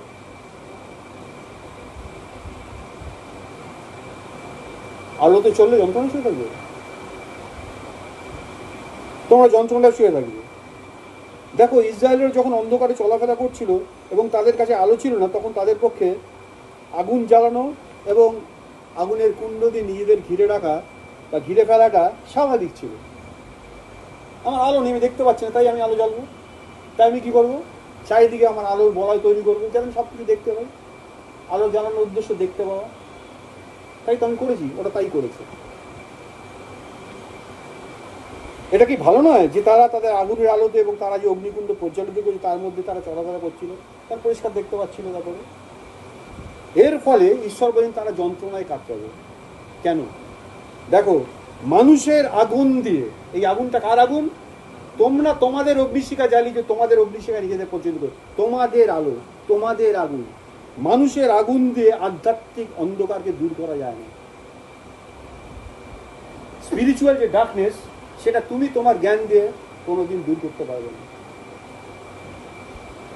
মানুষ সেটাই চেষ্টা করে। তাহলে মানুষ যে আলো জ্বালাবার কথা বলেছে, তার ডিজাইন করা, তার অর্জন করা জ্ঞান, সেইটা দিয়ে স্পিরিচুয়াল ডার্কনেসকে সে ভাবছে আমি এবার পরিষ্কার দেখতে পাচ্ছি, এবার আমি যার সিদ্ধান্ত যে ঠিক নিয়েছি। ঈশ্বর বলছেন আমার হাত থেকে তোমরা শেষকালে এই ফল পাবে। কারণ তোমার জ্বালানো আগুন, তোমার জ্বালানো জ্ঞান, তোমার শিক্ষাতে তুমি কোনোদিনই প্রপার দেখতে পাবে না। আলো একমাত্র ঈশ্বরের কাছ থেকে আসে, রিয়েল লাইট, যেটাতে দেখা যায় সত্যিকে সত্যি, মিথ্যাকে মিথ্যা বলে দেখা যায়, সেটা কোত্থেকে আসে? একমাত্র কেবলমাত্র ঈশ্বরের কাছ থেকে আসে, অন্য কোথা থেকে আসে না। মানুষের কাছ থেকে তো আসেই না। মানুষের আগুন বা মানুষের আলো কখনোই মানে কি বলবো, রিয়েল বা প্রকৃত স্পিরিচুয়াল দৃষ্টিভঙ্গি নিয়ে আসবে না। আমাদের নিজস্ব আলো কখনোই স্পিরিচুয়াল আলোর সোর্স হতে পারে না, কোনোদিন হতে পারে না। আমি যতই জ্ঞানী হই না কেন, বুদ্ধিমান হই না কেন, পণ্ডিত হই না কেন, আমার জ্ঞান কোনোদিনই ওই স্পিরিচুয়াল লাইটের সোর্স হতে পারবে না, কোনোদিন হতে পারবে না। কিছু খ্রিস্টান বলছেন, এটা বলতে পারে আমাকে যে আপনি কি করে বলছেন যে আমি ভুল ছিলাম? আমি মনে করি না আমি মোটেই ভুল করেছিলাম। যখন কাউকে দেখিয়ে দেওয়া হয়, সে তখন বলতেই পারে আপনি কি করে বলছেন এটা, যে আমি ভুল সিদ্ধান্ত নিয়েছিলাম, আমি ভুল করেছিলাম? আমি তো এটা মনে করি না। তুমি হয়তো ভাবতে পারো যে তুমি ভুল করছো না, বা তোমার মনে হতে পারে যে তুমি ভুল করছো না, এবং তুমি ফাইনালি বিশ্বাসও করতে পারো যে তুমি ভুল করছো না। কিন্তু ভালো করে ভেবে দেখো, তুমি কি ওর্দি, তুমি কি নির্ভরযোগ্য, তোমার উপর কি রিলাই করা যায়? তুমি কি একটা মানুষ, তাই তো? তুমি ভাবছো, তুমি বিশ্বাস করছো তুমি ভুল করো, কিন্তু তুমি কে? তোমার ওপর কি নির্ভর করা যায়? তুমি কি নির্ভরযোগ্য? কিছু খ্রিস্টান বলছে যে আমি অনেক দিন ধরে একটা বিষয় চিন্তা করছি, আমি নিশ্চিতভাবে বলতে পারি যে এটাকে এভাবে বা ওভাবে করা উচিত। আমি চিন্তা করতে করতে করতে করতে এই জায়গায় আমার কাছে প্রকাশ হয়েছে, আমি বুঝতে পেরেছি যেটা একে এইভাবে করা উচিত বা এটাকে ওভাবে করা উচিত। দেখো, তুমি কি কোনো বিষয় নিয়ে চিন্তা করছো বলে বিচার করতে পারো? তুমি অনেক দিন ধরে এটা নিয়ে গবেষণা করেছো, চিন্তা করেছো বলে এই ডিজাইনমেন্ট করার ক্ষমতা তোমার এসে গেছে, তুমি এটা বলতে পারো? ঈশ্বরের বাক্য অনুসারে খ্রিস্টানদের জন্য বিষয়গুলো জানার এটা উপায় না। কোনো একটা বিষয় জানার জন্য প্রচুর স্টাডি করেছো, স্টাডি করে তুমি জানতে পেরেছো, এটা নয় খ্রিস্টানদের জন্য। কেন বলছে? তুমি চিন্তা করার জন্য যথাযথ চেষ্টা করতে পারো, কিন্তু তুমি জানিয়ে চিন্তা করছো বা তুমি চিন্তা করার পরে যেটা তুমি নিয়ে আসবে সেটা কি বলো তো? সেটা কেবল মানুষের আগুন, মানুষের আলো। এক্ষুনি ঈশ্বর যে কথাটা বললো, সেটা তুমি যে কনক্লুশনে এলে সেই সিদ্ধান্তটা কি? মানুষের আলো। তুমি সেই আলোতে যদি নিজেকে ঘিরেও রাখো, ঈশ্বর বলছেন তোমার পরিণতি খুব খারাপ হবে।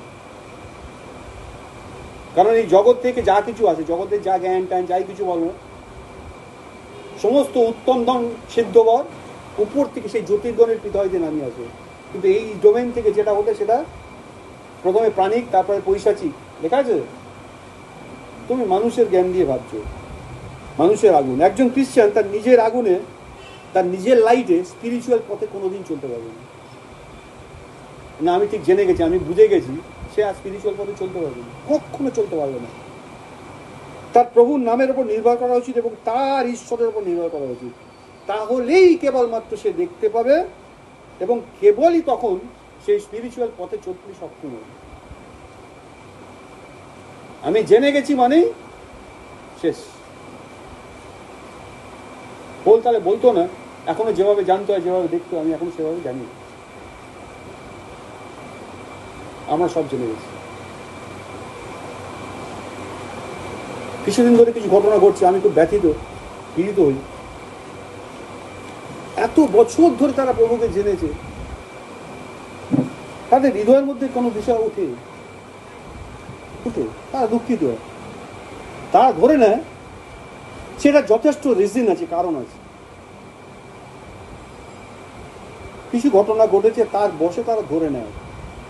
তারা কেউই, প্রত্যেকে এই জিনিসগুলো দেখছে সব নিজের আলোকে দেখছে, কোনোটা ঈশ্বরকে দেখে না। তারা তার মধ্যে নির্ভর করছে।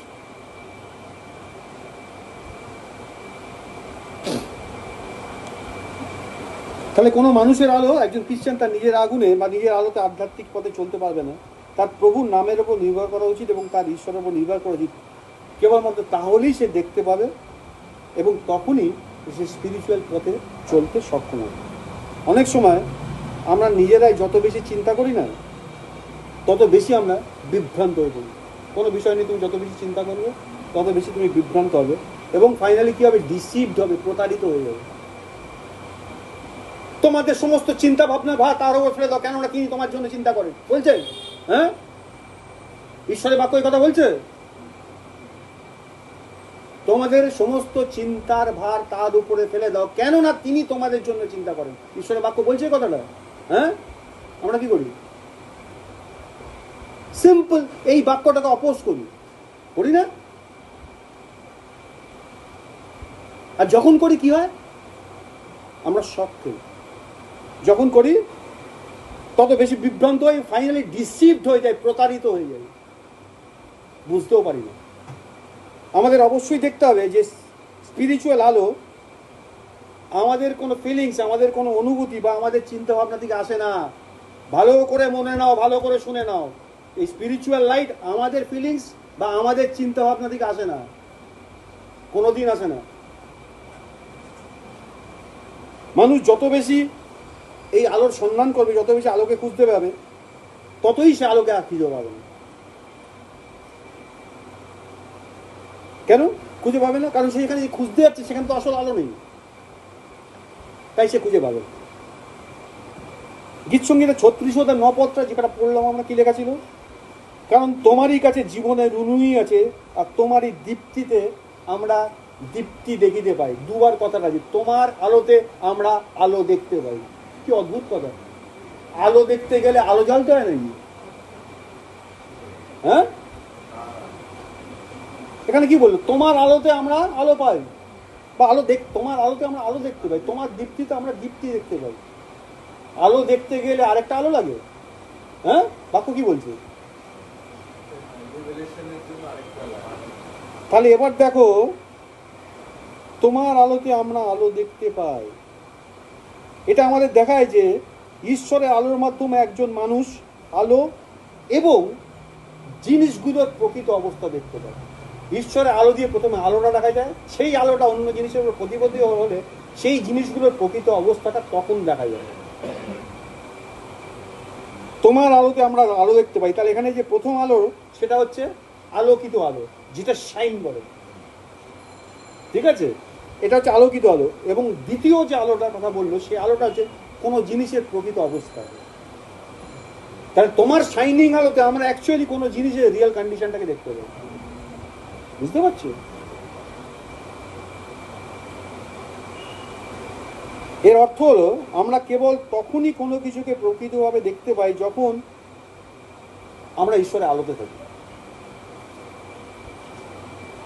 কেউ কেবল তখনই কোনো জিনিসের বা কোনো কিছু প্রকৃতি, যে রিয়েল নেচার, যে রিয়েলিটিকে দেখতে পায় কোনো জিনিসের, যখন সে ঈশ্বরের আলোতে বাস করে। তোমরা আমাকে থাকো আর আমি তোমাদের থাকি। আমরা বলি আমরা প্রভুতে চলি, আমরা প্রভুতে আছি, তাই না? একটু আগে যে এক্সাম্পলটা বললাম, আমরা তো বলি সত্যি তো প্রভুকে ভালোবাসি, কিন্তু কত সিম্পল, কত সহজভাবে তার ছোট ছোট কথাগুলোকে আমরা উপেক্ষা করি। তাই প্রিয় ভাই বোনেরা, আমরা যখন যেখানেই বাস করি না কেন, সেখানে এই বিষয়টা একটা মহান পার্থক্য, একটা ডিফারেন্স তৈরি করে। আমাদের কোনো কিছু দেখার আগে আমাদের অবশ্যই, যখন কোনো কিছু আমি দেখতে পাই বা দেখতে চাই, সেটা দেখার আগে আমাদের অবশ্যই ঈশ্বরের আলোতে বাস করতে হবে। আমি যদি ঈশ্বরের আলোতে বাস করি, তবেই কেবলমাত্র প্রকৃত বিষয় দেখতে পাবো। কিছু কিছু খ্রিস্টানের আদেশ, তাদের কমান্ডমেন্ট না, আমাদেরকে শ্রদ্ধার সঙ্গে নিতে হবে। এই কারণে নয় যে তারা মানুষগুলো আসলে ভালো, কিন্তু এই কারণে, কারণ তারা প্রভু আলোতে বাস করে। ভালো করে বুঝতে হবে, তারা প্রভুর আলোতে বাস করে। তাই তারা যে কমান্ড করে, তারা যে আদেশ দেয়, আমাদের ভালোভাবে নিতে হবে সেটা। দেখো যোন 1:5 কি লেখা ছিল? ঈশ্বর আলো, আর যারা ঈশ্বরকে জানে তারা আলোকে জানে। তুমি আলোকে জানতে পারবে কি করে?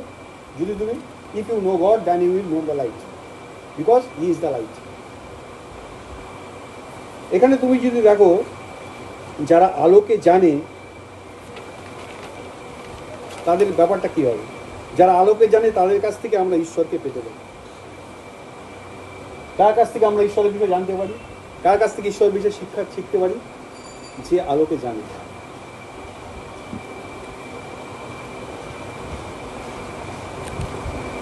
একবার ধরো আমরা এমন একজন ব্যক্তির সঙ্গে সাক্ষাৎ করি, দেখা করি, যিনি ঈশ্বরের জ্যোতিকে জানেন, এবং তিনি আমাদের যে প্রকৃত অবস্থা সেটা তিনি জানতে পারবেন, এবং তিনি আমাদের ভুল ধরিয়ে দিতে পারবেন। সেই ব্যক্তি জানতে পারবে, সেই ব্যক্তি আমাদের ভুল ধরিয়ে দিতে পারবে। একটা ছোট উদাহরণ মনে করো, পুরাতন নিয়ম থেকে বলছি। এলি বয়স হয়ে গেছে, চোখের দৃষ্টি ক্ষীণ হয়ে গেছে। সেই সময় ট্যাবারনাকেলের প্রধান যাজক, তখনও ঈশ্বরের লোকেরা, ইসরায়েলিরা কীভাবে চলতো, তাদের রাজা ছিল। আমরা দেখছিলাম বিচার কর্তৃগণের বিবরণের সময় শেষ পর্যায়ে চলে এসেছি, এলি নামে যে বিচার করতে, তারপরে সমুয়েল এলো, আমরা জানি, তারপর রাজারা এলো। সে এলি বৃদ্ধ হয়ে গেছে, আর ঈশ্বর নিরাম বিষয় তার কাছে প্রকাশ করছে। ঈশ্বরের মনোনীত ব্যক্তি, অভিষিক্ত ব্যক্তি, তার দৃষ্টিহীন, তার কাছে অনেক কথা আসছে কি না, তার ছেলেরা, তার যে নিজের ছেলেরা, বায়োলজিক্যাল ছেলেরা, যাজকের ছেলে বলে তারাও যাজক, কিন্তু তারা যে আচরণগুলো করে বেড়াচ্ছে, অন্যায্য কাজ করছে।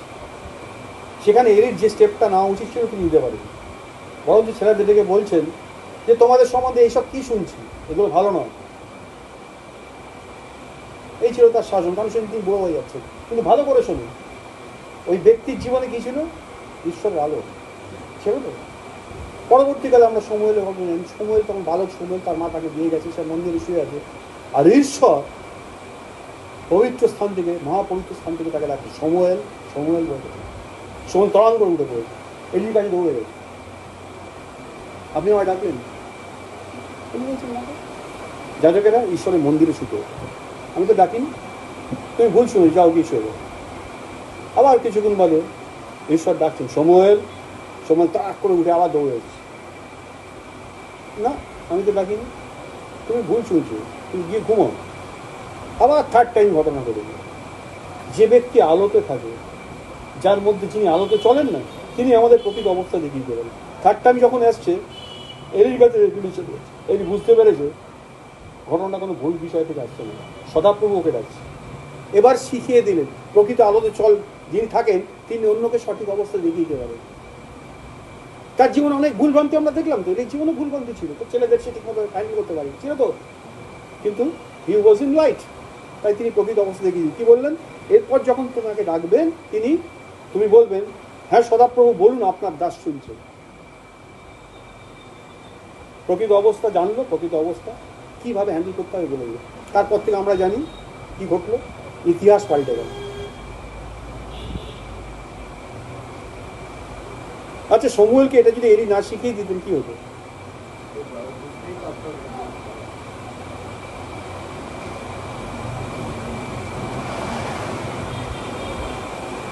তাহলে কি দাঁড়াচ্ছে, একবার আমরা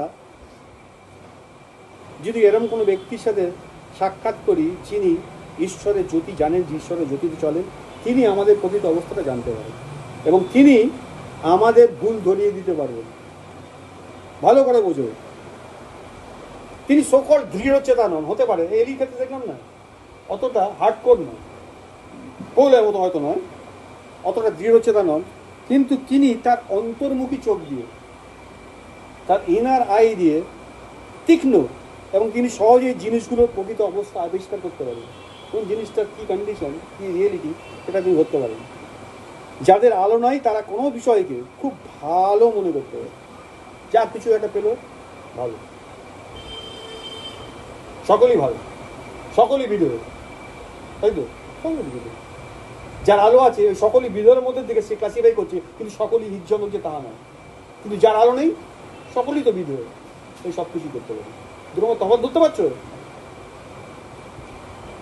কিন্তু যাদের কাছে আলো আছে তারাই কেবল এসবের প্রকৃত স্বরূপ বুঝতে পারে। যারা ঈশ্বরের আলোতে বাস করে কেবল তারাই আলো দেখতে পাবে।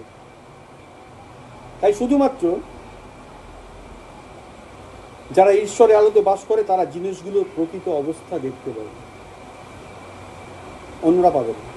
যখন একজন মানুষ সূর্যের শক্তিশালী আলোর নিচে থাকে তখন কি তার টর্চের প্রয়োজন হয়?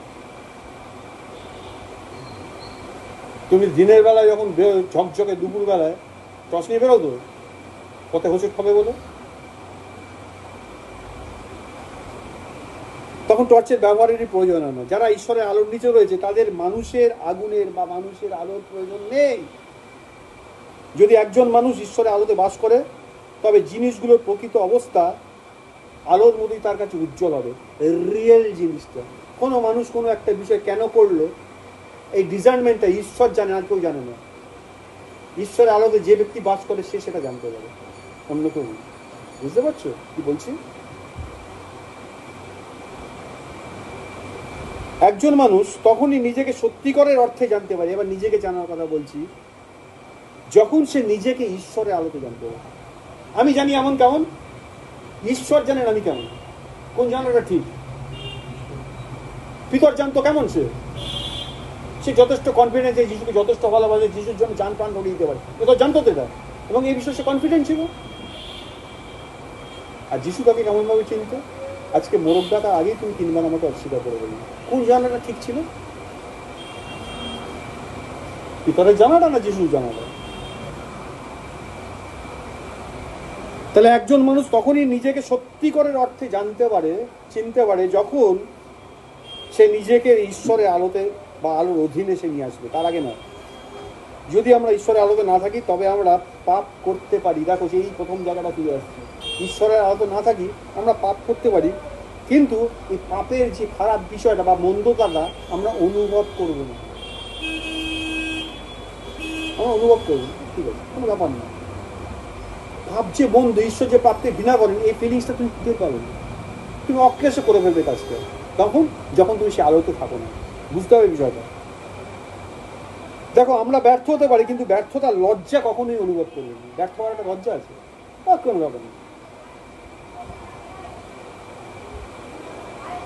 বাইরে থেকে আমরা কোনো ভালো কাজ করতে পারি, কিন্তু ভেতরে আমরা জানতে পারবো না যে আমরা আসলে কতটা প্রতারক।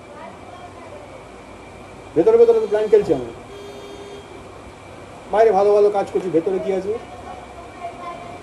ওকে একটু ম্যানেজ করে, ওকে একটু ম্যানেজ করে, ওর থেকে একটু হাঁটিয়ে, ওর থেকে একটু হাঁটিয়ে, আমি ঠিক হয় না, করি না আমরা? বাইরে ভালো কাজ করতে পারি, ভেতরে যে আমরা কতটা প্রতারক সেটা জানতে পারবো।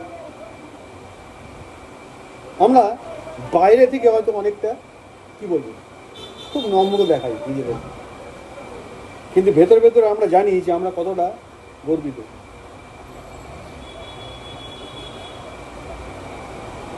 বাহ্যিকভাবে আমাদেরকে খুব সফট হার্টেড মনে হতে হবে, খুব নরম, খুব ভদ্রলোক না, খুব কোমল ব্যক্তি, ভালো হতে হবে, কিন্তু ভেতরে ভেতরে আমরা জানি যে আমরা কতটা রিজিড। আমি যেটা ঠিক করেছি তার বাইরে ছিল না, কিন্তু বাইরে বাইরে নরম প্রকৃতির মানুষ। ফ্যামিলিতে দেখা যাবে আপনার স্ত্রী মিসেসের মতো মিসেসই হয়, ভালো ভেতরে ভেতরে সে প্ল্যান করে রেখেছে, সে যেটা ভেবেছে তার থেকে সে অ্যাকচুয়ালি ঘটবে না।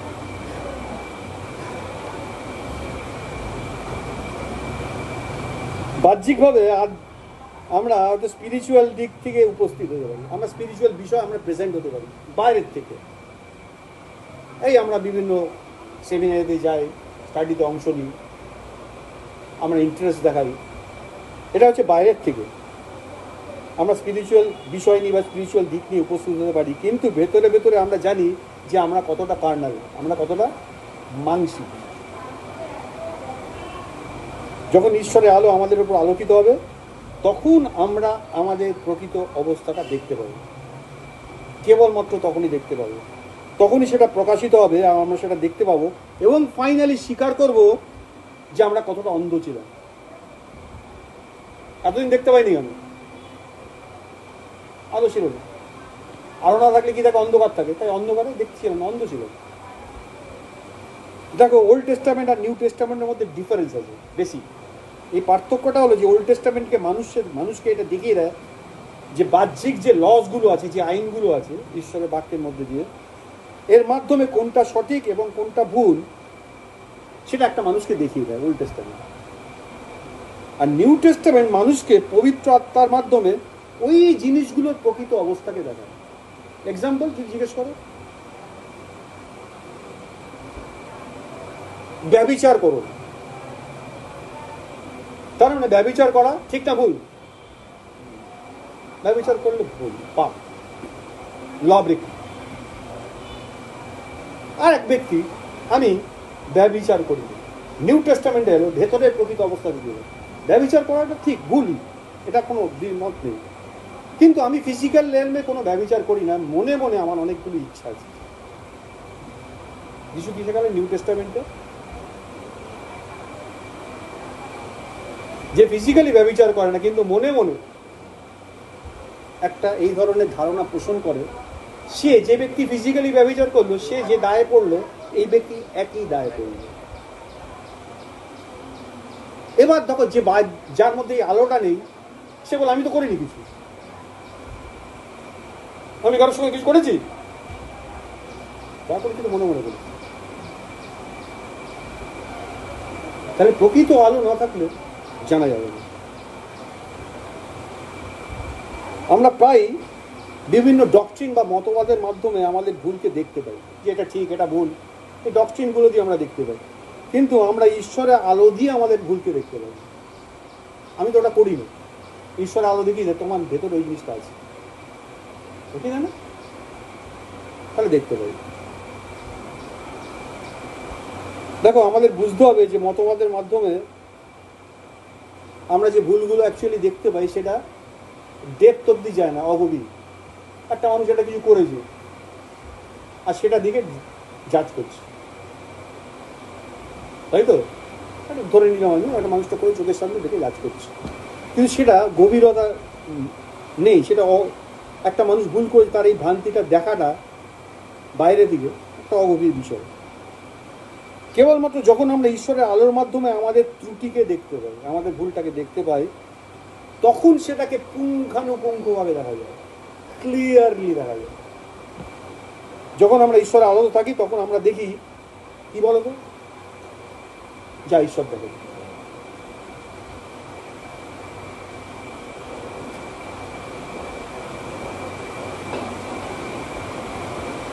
জনাকে যখন পাঠিয়েছিল নিনবীকে বিষয় বলতে ঈশ্বর, মনে পড়ে কথাগুলো?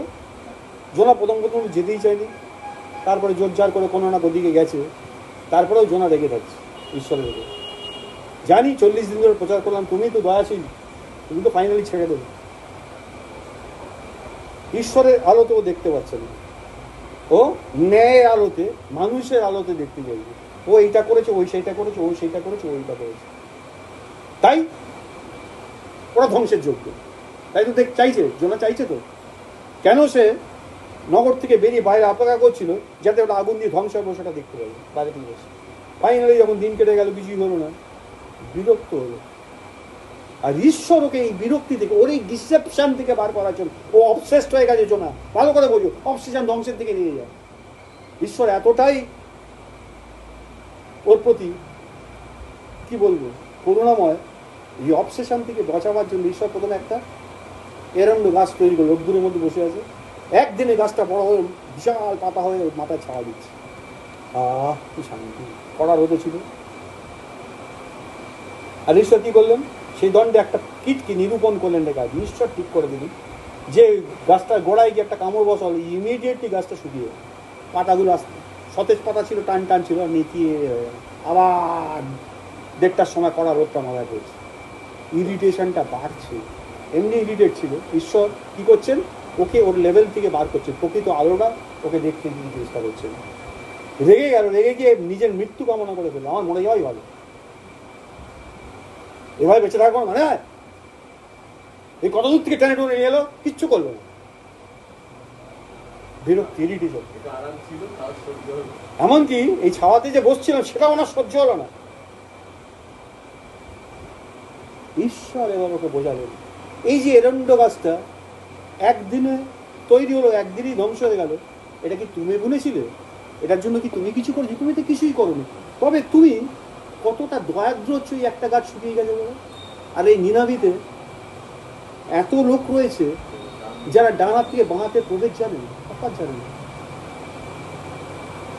শুধু তাই নয়, অনেক পশু আছে, দেখা যায় নিনাবির বিষয়ে অনেক পশু আছে। তাহলে ঈশ্বর কোন দৃষ্টিভঙ্গিতে দেখছেন কোনো জিনিস ধ্বংস করার? হ্যালো হ্যালো হ্যালো হ্যালো ঈশ্বর কোন দৃষ্টিভঙ্গিতে দেখছেন তাহলে আমরা দেখতে পাচ্ছি। তাহলে ঈশ্বরের আলোতে যদি তুমি কোনো বিষয় দেখো, তখন তার প্রকৃত অবস্থা দেখতে পারো। আদারওয়াইজ কি দেখবে তুমি? সব ভুল, সব ভ্রান্তি, তাই তো দেখবে। মনে রাখতে হবে। তাহলে আমরা যখন ঈশ্বরের আলোতে থাকি, তখন ঈশ্বর যা দেখেন, যে কোনো জিনিস যেভাবে দেখেন, আমরাও সেই জিনিস সেইভাবে দেখতে পাই। এ যেন আলোয় আলো দেখা। তাহলে অবসেস না হওয়ার জন্য আমাদেরকে ঈশ্বরের আলোতে বাস করা দরকার। কিন্তু আমাদের জন্য সবচেয়ে বড় টেম্পটেশন বা প্রলোভন হলো আমাদের নিজেদের আগুন নিজেদের জ্বালিয়ে দেওয়া। मैं सब जानता हूं। যখনই আমরা আমাদের বিভিন্ন সমস্যার মুখোমুখি হয় না, তখন আমরা আমাদের ভেতরে ভেতরে খুঁজতে থাকি যে কোনটা ঠিক আর কোনটা ভুল। আমাদের ভেতর থেকে সেটা খোঁজা বার করার চেষ্টা করি। ভেতরে মানে কি, আমার যা যে এক্সপিরিয়েন্স আছে সেগুলো ব্যবহার করতে চেষ্টা করি। দেখো প্রিয় ভাই ও বোনেরা, ঈশ্বর চান না যে আমরা এইভাবে কোনো কিছু গ্রহণ করি। এক্সপিরিয়েন্স দিয়ে কথা বলছি। এই প্রসঙ্গে আরেকটা উদাহরণ মনে পড়ে গেল, ঈশ্বরের মনে করিয়ে দিচ্ছে। দাউদ কেমন ছিলেন? একজন পাওয়ারফুল ওয়ারিয়ার, দুর্দান্ত যোদ্ধা ছিলেন। এবার ফিলিস্তিনীয়দের সাথে যখন লড়াই হচ্ছে, ফিলিস্তিনীয়রা আক্রমণ করেছে, দাউদ ঈশ্বরকে জিজ্ঞেস করছে, সদাপ্রভু আমি কি যাইবো? হ্যাঁ যাও। গেল, ম্যাসাকার করে দিয়ে, তছনছ করে দিয়ে সব ওদেরকে শেষ করে ফেলে এলো। কিছুদিন বাদে আবার একটা ফিলিস্তিনীয়রা আক্রমণ করেছে। এক্সপিরিয়েন্স যোদ্ধাদের আমি শিখে গেছি কীভাবে যুদ্ধ করতে হবে। ওই পথে হাঁটেন না দাউদ। কি বলছেন? সদাপ্রভু আমি কি যাইবো? হ্যাঁ যাও। গেল, আবার ম্যাসাকার করে চলে গেল।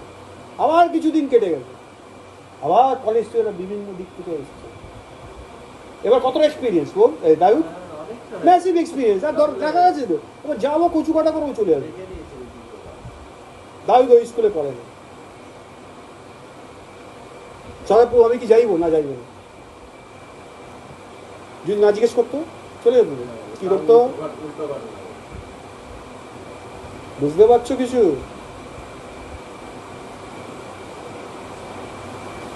প্রিয় ভাই বোন, ঈশ্বর চান না যে আমরা এইভাবে কোনো কিছু খুঁজে বার করার চেষ্টা করি, কোনটা ভুল কোনটা ঠিক ইত্যাদি ইত্যাদি। আমাদের নিজেদেরকে নম্র হতে হবে এবং স্বীকার করতে হবে যে আসলে আমরা নির্ভরযোগ্য নই। আমি আমার ওপর নির্ভর করতে পারি না, আমি আমার জ্ঞান বুদ্ধির ওপর নির্ভর করে যদি চলি, মরবই মরবো, ফেসে যাবো, ভুল পথে চলে যাবো। এটা স্বীকার করতে হবে, কনফেস করতে হবে, আমি কিছু জানি না।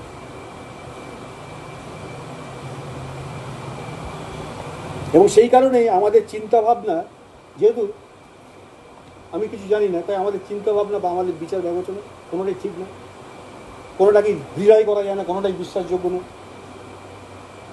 তাই যে কোনো সময় আমাদের পক্ষে ভুল করে ফেলা সম্ভব, এটা কনফেস করতে হবে, বুঝতে হবে। আমরা যাকে সঠিক বলে মনে করি তা সঠিক নাও হতে পারে, আবার যেটাকে ভুল বলে মনে করি সেটা ভুল নাও হতে পারে। আমরা যাকে মিষ্টি বলে মনে করি তা মিষ্টি নাও হতে পারে, যাকে তেতো বলে মনে করি সেটা তেতো নাও হতে পারে। আমরা যাকে আলো বলে মনে করি সেটা আলোতে আলো নাও হতে পারে।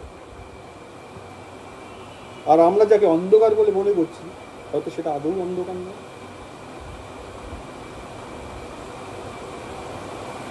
আমাদের ঈশ্বরের আলোকে আমাদের নিজস্ব আলো দিয়ে প্রতিস্থাপন করতে হবে, ঈশ্বরের আলোতে আমাদের আলোকে উদ্ভাসিত করতে হবে।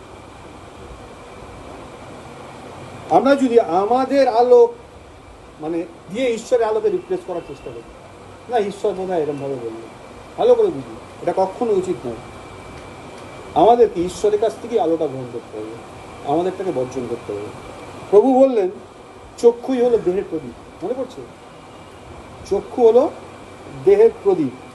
অতএব তোমার চক্ষু যদি সরল হয়, বাংলায় লেখা আছে না কতটা, হ্যাঁ, প্রকৃত মানে কি জানো, আনইনফ্লুয়েন্সড হয়, কোনো কিছুর দ্বারা চালিত না হয়।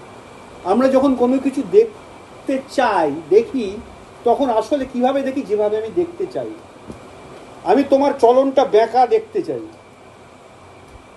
তুমি ঠিক নও, মাথাতে আমি ধরে নিয়েছি, তাই আমি যখন তোমাকে দেখবো না, তোমার সব কিছুই বেঁকা দেখতে পাবো। বুঝতে পারছো কি বলছি আমি? চক্ষুই দেহের প্রদীপ। চক্ষু যদি সরল না হয়, অর্থাৎ আনইনফ্লুয়েন্স না হয়, তবে তোমার সমস্ত চক্ষু যদি সরল হয়, আনইনফ্লুয়েন্সড হয়, ইনফ্লুয়েন্স না হয়, তাহলে তোমার সমস্ত দেহ আলোতে পূর্ণ হবে। যখন তোমার চক্ষু কোনো কিছুর দ্বারা ইনফ্লুয়েন্স নয়, তখন তুমি ক্লিন দেখতে পাবে, তোমার পুরো দেহটা আলোতে পূর্ণ হবে। কিন্তু তোমার চক্ষু যদি মন্দ হয়, if your I become influenced, already তুমি মনে মনে একটা সংকল্প করেছো, তাই তুমি যা দেখছো ওইটাই দেখছো, তবে তোমার সমস্ত শরীর, কথাটা খুব ডেঞ্জারাস, অন্ধকার হয়ে যাবে। তুমি যদি কোনো ইনফ্লুয়েন্স দৃষ্টিভঙ্গি নিয়ে কোনো কিছু দেখতে চাও, তাহলে পুরো শরীরটা অন্ধকার হয়ে যাবে। এবং বলছে তোমার ভেতরে যে আলো আছে, যেটাকে তুমি ভাবছো জ্ঞান, তুমি সব জানো, তোমার ভেতরে যে আলো আছে তা যদি অন্ধকার হয়, তবে সেই অন্ধকার কতই না বড়। এই ডার্কনেস কী দিয়ে কভার করবে তুমি? যেটা পড়লাম মোদী 6-22-23 পদ, যিশু পর্বতবাক্য উপদেশের মধ্যে ছিল, আমরা বাইবেল স্টাডিতে দেখছিলাম। একবার কোনো একজন খ্রিস্টান যদি তার এই ইন্টারনাল লাইটটাকে হারিয়ে ফেলে, হারিয়ে ফেলতে পারে, যদি একবার হারিয়ে ফেলে, তাহলে সে অবসেসড হয়ে যাবে। আমাদের যা দেখা উচিত তা দেখতে ব্যর্থ হওয়া, মানে দেখতে পাচ্ছি না, এবং আমাদের যা জানা উচিত তা জানতে ব্যর্থ হওয়াটা খুবই করুণ, খুবই দুঃখজনক, খুব দুঃখজনক। আমাদের অবশ্যই ঈশ্বরের কাছে প্রার্থনা করতে হবে যেন তিনি আমাদেরকে এনলাইটেন করেন, আলোকিত করেন, যাতে আমরা তাকে টাচ করতে পারি, আমরা তাকে ছুঁতে পারি, আমরা তাকে স্পর্শ করতে পারি।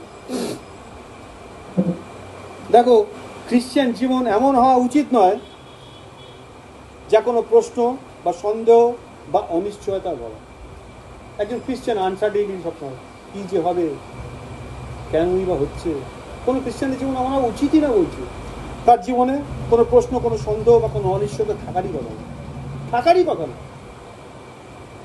যিশু যখন নৌকোর মধ্যে ঘুমোচ্ছেন, ঝড় উঠেছে, শিষ্যরা গড়গড় করে ডেকে দিচ্ছে, তাই না? শিষ্যরা সেই আলোতে নেই, যিশু সেই আলোতে থাকে। প্রভু আপনি ঘুমোচ্ছেন, আপনার কি কিছু যায় আসে না, আমরা কি মরে যাচ্ছি? যিশু উঠলেন, সব কিছু শান্ত করলেন, কেন সন্দেহ করলেন? কেন তোমাদের বিশ্বাস নেই? ঠিক আছে, কিসের বিশ্বাস? যাদেরকে যিশু বলছেন তাদের মধ্যে পরবর্তীকালে আমরা জানি সেই পিতরকে ধরে জেলে নিয়ে চলে গেছে। নিয়ে গেছে জেলে। হ্যাঁ, পিতর কি করছিল জেলের মধ্যে? ঘুমোচ্ছিল। কিছুদিন আগে পিতর জানে তার কিছুদিন আগে যোহনকে কারাগারের মধ্যে গলা কেটে মারা হয়েছে, আরো ঈশ্বরের কিছু লোককে, স্টিফানকে মেরে ফেলা হয়েছে, জানে না? হ্যাঁ, সেই যোহন যে নৌকায় ভয় পাচ্ছিল ঝড় উঠেছিল বলে, সে নিশ্চিন্ত ঘুমোচ্ছে। আর ঘুমটা এতটাই গাঢ়, স্বর্গদূত এসে খোঁচা মারতে হয়েছে, খোঁচা। আরে ওঠো ওঠো, বেরোতে হবে। বুঝতে পারছো কি বলছি আমি? তাহলে আমাদের অবশ্যই ঈশ্বরের কাছে প্রার্থনা করতে হবে যেন তিনি আমাদেরকে এনলাইটেন করেন, আলোকিত করেন, যাতে আমরা তাকে টাচ করতে পারি, আমরা তাকে স্পর্শ করতে পারি। খ্রিশ্চান জীবন এমন হওয়া উচিত নয় যে জীবনে কোনো প্রশ্ন থাকবে, যে জীবনে কোনো সন্দেহ থাকবে, বা যে জীবনে কোনো আনসার্টিনিটি, অনিশ্চয়তা থাকবে। আমাদের দেখতে হবে কোনো কিছু ঠিক আছে কি ঠিক নেই। যদি আমরা সেটাকে ঠিকভাবে দেখতে পাই, অর্থাৎ ঈশ্বরের দৃষ্টিভঙ্গি দেখতে পাই, তাহলে আমরা অবসেসড হব না। কিন্তু যে মুহূর্তে তুমি দেখতে পাবে না, there is lots of possibility you became obsessed, আচ্ছন্ন হয়ে পড়তে পারে। প্রভু বলছেন, যদি কেহ তার ইচ্ছা পালন করিতে ইচ্ছা করে, তবে সে এই উপদেশের বিষয় জানিতে পারিবে, ইয়া ঈশ্বর হইতে হইয়াছে না আমি আপনাকে দেব। কিছু বলছেন, কি বললেন? যদি কেউ তার ইচ্ছা, এই তাহার ইচ্ছা মানে তার সংকল্প, দ্য প্ল্যান অফ গড পালন করিতে ইচ্ছা করে, তাহলে সেই উপদেশ, উপদেশ মানে শিক্ষা, যে শিক্ষা যিশু দিচ্ছেন, এই শিক্ষার বিষয়ে জানতে পারবে এই শিক্ষাটা ঈশ্বর থেকে আসছে না আমি নিজের থেকে দিচ্ছি। যিশু বলছে, জন 7:17 পড়লাম। দেখো, সেই আলো পাওয়ার কন্ডিশন বা শর্ত হচ্ছে ঈশ্বরের ইচ্ছার অন্বেষণ করা। গেতসেমানে যিশু বলছেন, আমার অনেকগুলো ইচ্ছা আছে, আমি চাই না এটা ঘটুক, তথাপি আমার না তোমারটাই সিদ্ধ হোক। তা তোমারটা সিদ্ধ হোক মানে তোমার ইচ্ছাটাকে আমি জানি 100% যিশু জানি। ঈশ্বরের ইচ্ছা কি যিশু জানি। ঈশ্বরের ইচ্ছা আছে, আমারও ইচ্ছা আছে। এবার আমি ঈশ্বরের ইচ্ছাটাকে জানি না যখন, তখন উল্টাপাল্টা করতে পারি, কিন্তু আমি ঈশ্বরের ইচ্ছা জেনে গেছি। আমরা জানি না ঈশ্বরের ইচ্ছা কি, জানি কি করি আমরা? প্রত্যেকে ঈশ্বর ইচ্ছা জানি। কি করি আমরা? যখনই আমরা কোনো পরিস্থিতির মুখোমুখি হই, তখন সেটা ঠিক না ভুল তা বলার জন্য আমাদের এতটা কনফিডেন্ট হওয়া উচিত না। অনেক সময় আমরা প্রচন্ড কনফিডেন্টলি না বলে দিই এটা ঠিক বা এটা ভুল, একদম উচিত না।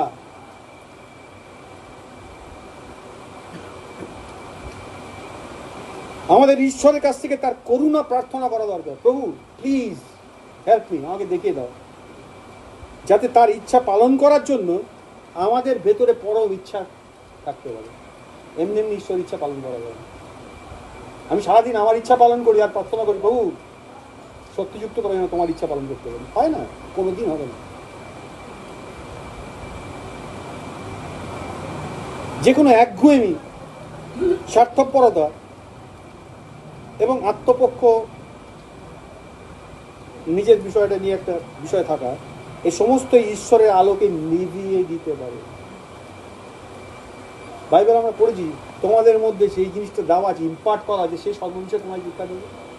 আবার বাইবেল এটাও বলছে পবিত্র আত্মাকে দুঃখিত করি না। বাইবেল এটাও বলছে পবিত্র আত্মাকে নির্বাণ করো না, নিভিয়ে দিও না। বলছে কোন কোন জিনিসটা আমাদের জীবন থেকে আলোকে নিভিয়ে দিতে পারে। আমাদের একগুঁয়েমি, এটাই করবো, এটাই আমি নড়বো না, যে যাই বলে বলুক আমি করবো না, ডেঞ্জারাস জিনিস।